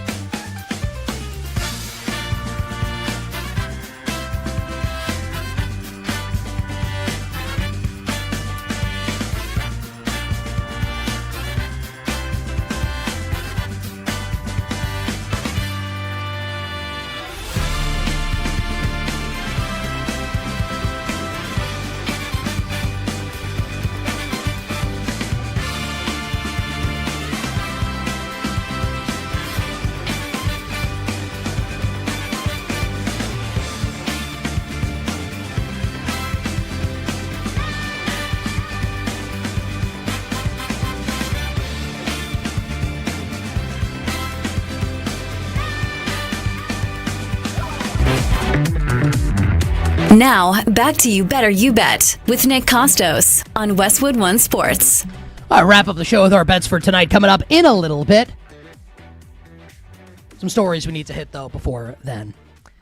Today is June 1st in the year of our Lord, 2026, and it is currently 11:29 a.m. Eastern Time, which means we are a little over 4 hours away from A.J. Brown potentially being traded to the New England Patriots. ESPN's Adam Schefter was up on ESPN, obviously, this morning saying that, and I believe I have this correct. I think on the Chiron that they were running, I have the volume off on the TVs, that he thinks it's likely, if it doesn't happen today, it's going to happen soon, but it could happen as early as 4 o'clock today. And the reason why it's 4 o'clock is because that is the time where financially, with the way the NFL calendar works, it becomes more feasible for Philadelphia to deal A.J. Brown.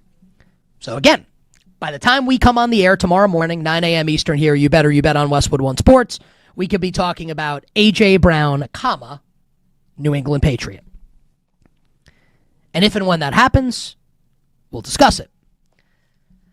The part of the trade that interests me more right now, and I'll just give you an appetizer here because I want to save a lot of it for when it happens. The part of this that really interests me, not that the Patriots part doesn't, it's very interesting also, is what it means for Jalen Hurts. Now, I am a massive Jalen Hurts defender. And I'm kind of a Jalen Hurts fanboy, and I'm a lifelong New York Giants fan. I think Jalen Hurts is awesome, and I can admit that, right? I'm the one that has been calling for quite some time, and all of you said, oh, how could you say that? They'll never do it. Well, I was right. Sorry. That the Eagles needed to trade A.J. Brown. You're never firing the Super Bowl MVP quarterback, so what do in a spot like this? You trade the diva receiver, even if we acknowledge he's great. And I'm not even saying it's all his fault, but you're not getting rid of the quarterback. So you trade the receiver. Okay. So let's say they do it. The Eagles have proactively, and remember what I said leading up to the draft, and look, I'm wrong a lot, but I'm right a good amount also. If they're going to draft Mekhi Lemon or a pass catcher, it's going to tell you A.J. Brown's on the way out, right? They sign Hollywood Brown. They sign Elijah Moore. Not that this is Calvin Williams and Fred Barnett, but they're making additions. Trade for Dontavian Wicks and give him an extension. Bring back Dallas Goedert. Draft Mekhi Lemon and leap the Steelers to do it. Draft Eli Stowers in the second round, pass-catching inline tight end. So yes, A.J. Brown's going to be gone.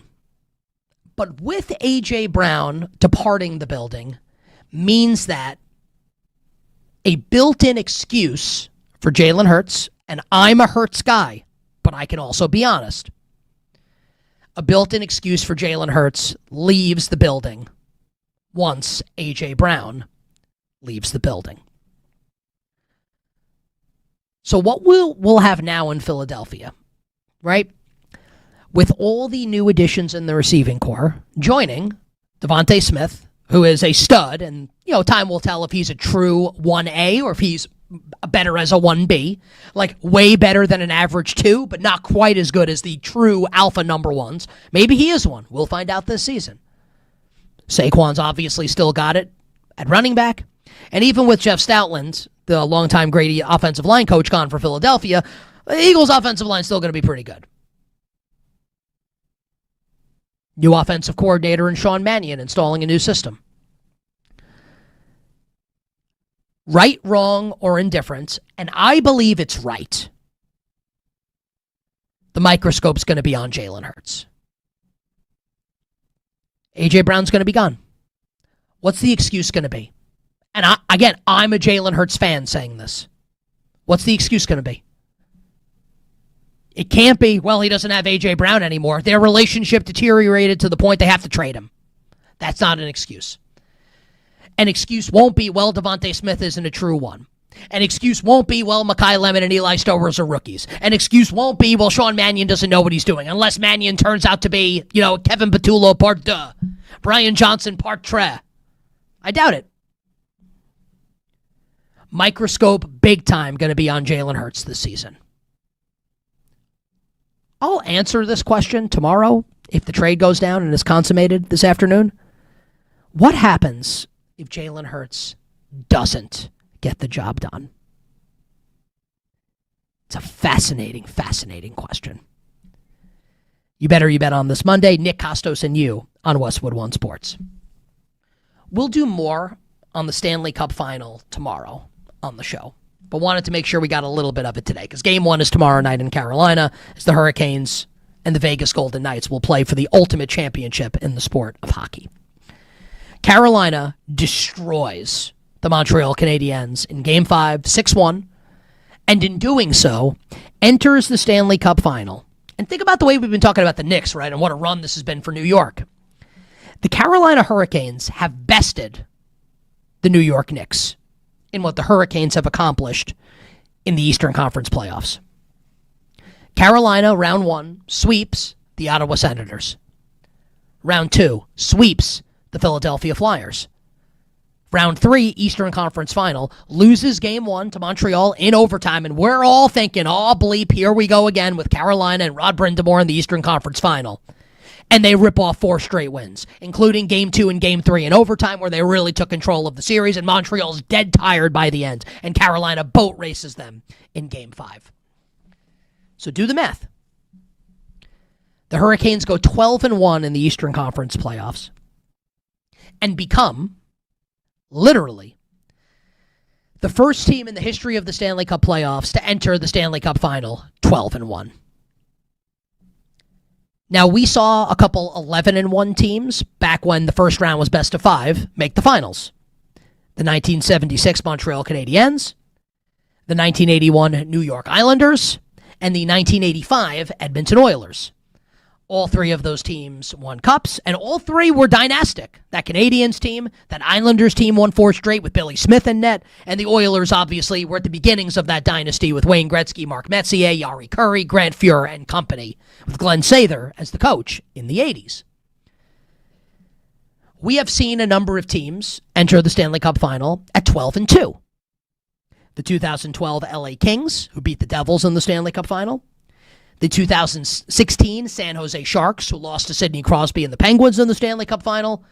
And the 1995 Detroit Red Wings, who lost to the late Claude Lemieux. And condolences to his family, what a terrible story. And the New Jersey Devils in the 1995. Jacques Lemaire in the neutral zone trap, Marty Brodeur and company in the 1995 Stanley Cup Final. This is a historic run that the Hurricanes are on. 12-1 entering the Cup Final. So on one side, you have this team, right, in Carolina, who have been banging their head against the wall for 8 years under Rod Brind'Amour, finally getting over the hump to make the Stanley Cup Final. As Shane Helms would say, stand back. There's a hurricane coming through. And then you have the Vegas Golden Knights, who, yes, only won 39 regular season games, less than a number of teams that did not make the postseason. Fiery Bruce Cassidy with 8 games to go. Here's John Tortorella. 19-4-1. Carter Hart's been dominant. And I understand that the Avs, Cale Makar is not healthy, and McKinnon gets hurt later in the series. It takes nothing away from the fact that the Vegas Golden Knights destroyed the President's Trophy winning Colorado Avalanche, a team that many, including me, thought would easily skate to a Stanley Cup championship. A team with Stanley Cup pedigree, having won the Cup a couple years ago. And it's a fascinating juxtaposition. A 39-win regular season team against the team that just went 12-1 in the Eastern Conference playoffs. Carolina is the betting favorite at BetMGM at -145. The Vegas Golden Knights at +120. I think this series is a coin flip. You could talk me into any outcome, and I wouldn't be shocked. So if that's true, and any outcomes possible, Knights in 7, Canes in 7. Knights in 5, Canes in 5. Sweep. I wouldn't be shocked if anything happened in this series. And if that's true, then I want to lean into variance if I'm going to bet and I'm going to pick the series. I have bet the Vegas Golden Knights to win the series, and they are my pick, obviously, to win Lord Stanley's Cup. If I think it's a coin flip, then I'm taking plus money. Give me the Vegas Golden Knights to win Lord Stanley's Cup. We'll close the show with thoughts on the World Cup and the Champions League final in a little bit. We'll take a break in a moment here, but first, our executive producer, Bill Zimmerman, is here with the trivia question of the day. Bill, what do we got? All right, Nick, I think this one might be an easy one for you, so let's see how you do. Victor Wembanyama, if the Spurs win the title and he wins Finals MVP, will be the fourth player in NBA history to win Finals MVP before his 23rd birthday. Can you name those three players? So is Rick Barry's not one of them, right? He won at 23 years old. That's correct? Correct. Rick Barry is not one of them. All right, so Duncan is one? Duncan is one, 1999, correct. How many are there? There's three players total that have done it. Magic is one, obviously. Magic's one. Magic actually did it twice. He won it at 20 years old and 22 years old, if you can believe that. Absolutely preposterous. So I'm trying to think of who the third is. I should get this, right? Based on how you frame the question? You should get it. I will attempt to answer the question. I'll take a few minutes to think about it. We're 2 for 3 already. We'll think about it. We'll give you the answer on the other side, and I'm going to tell everybody who's going to win the World Cup this year right after this.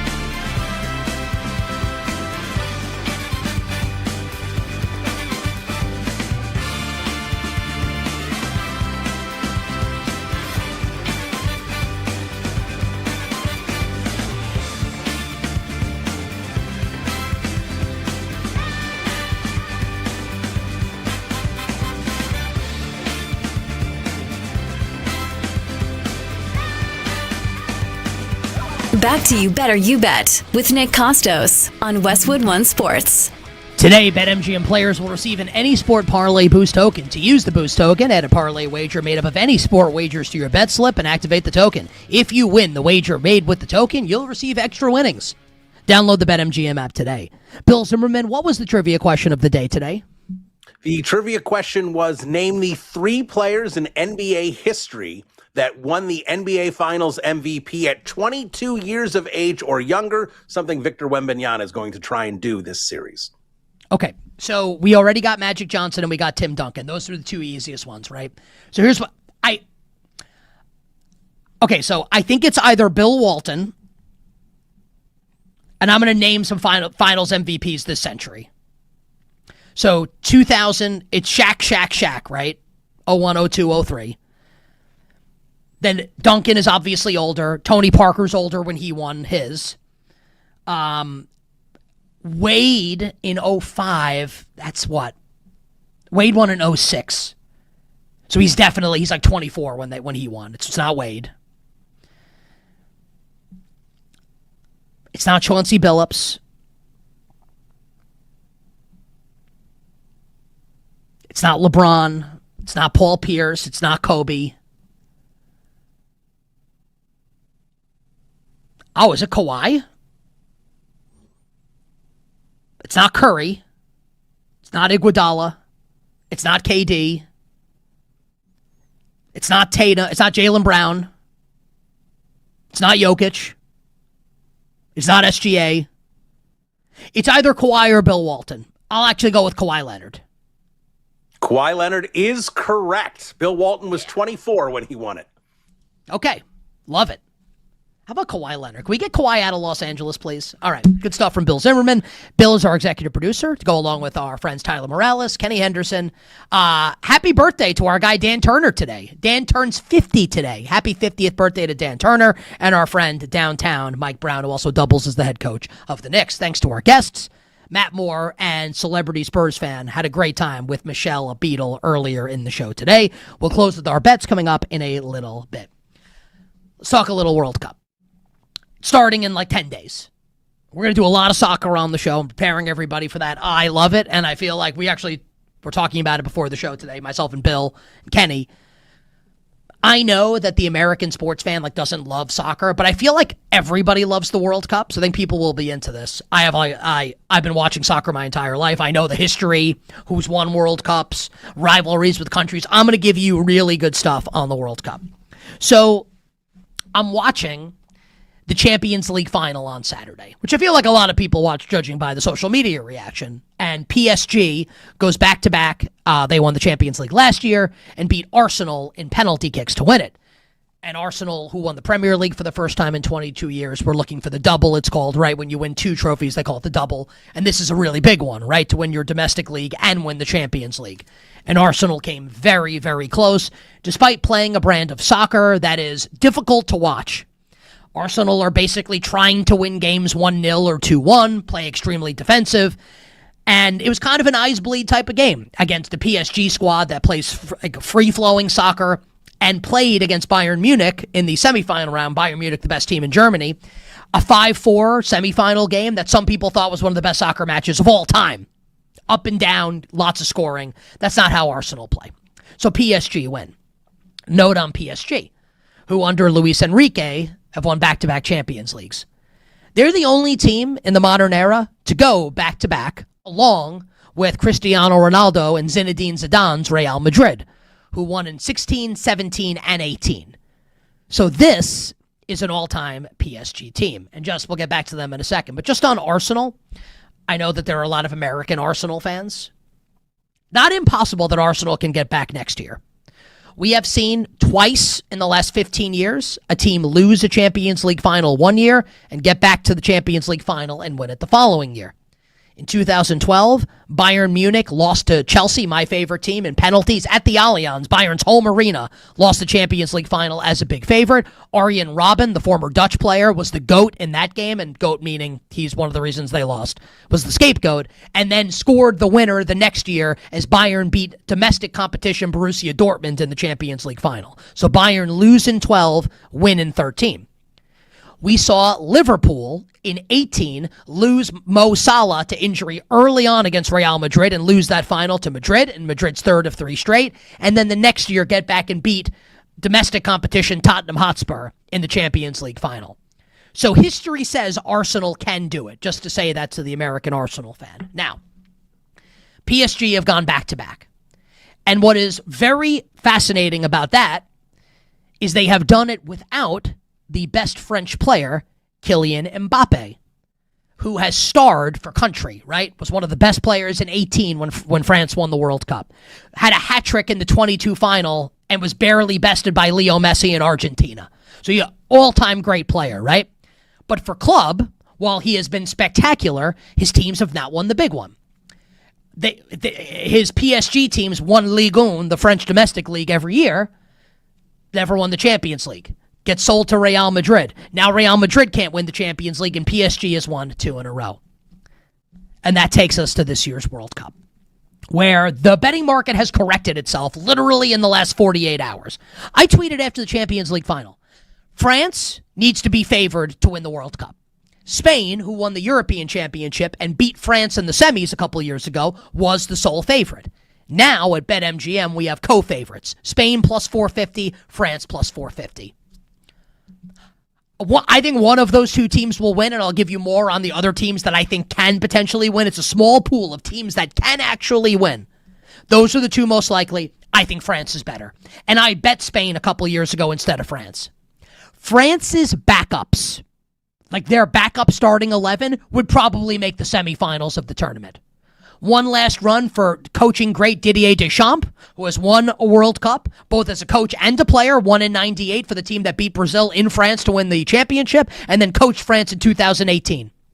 Star players everywhere, and you know Mbappe comes to play for country. Give me France plus 450 to win the World Cup.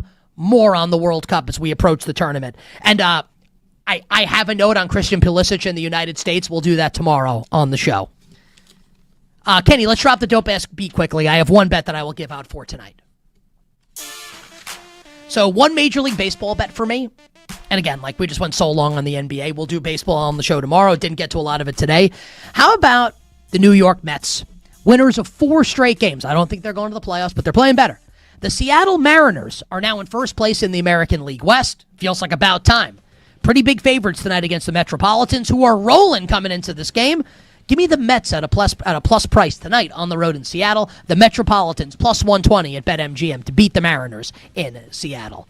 That does it for the Magnificent Sports Monday edition of the show. I will talk to all of you tomorrow on a terrific Sports Tuesday when perhaps A.J. Brown will be a New England Patriots. Our good friends Black and Abdallah are coming up next on Westwood One Sports.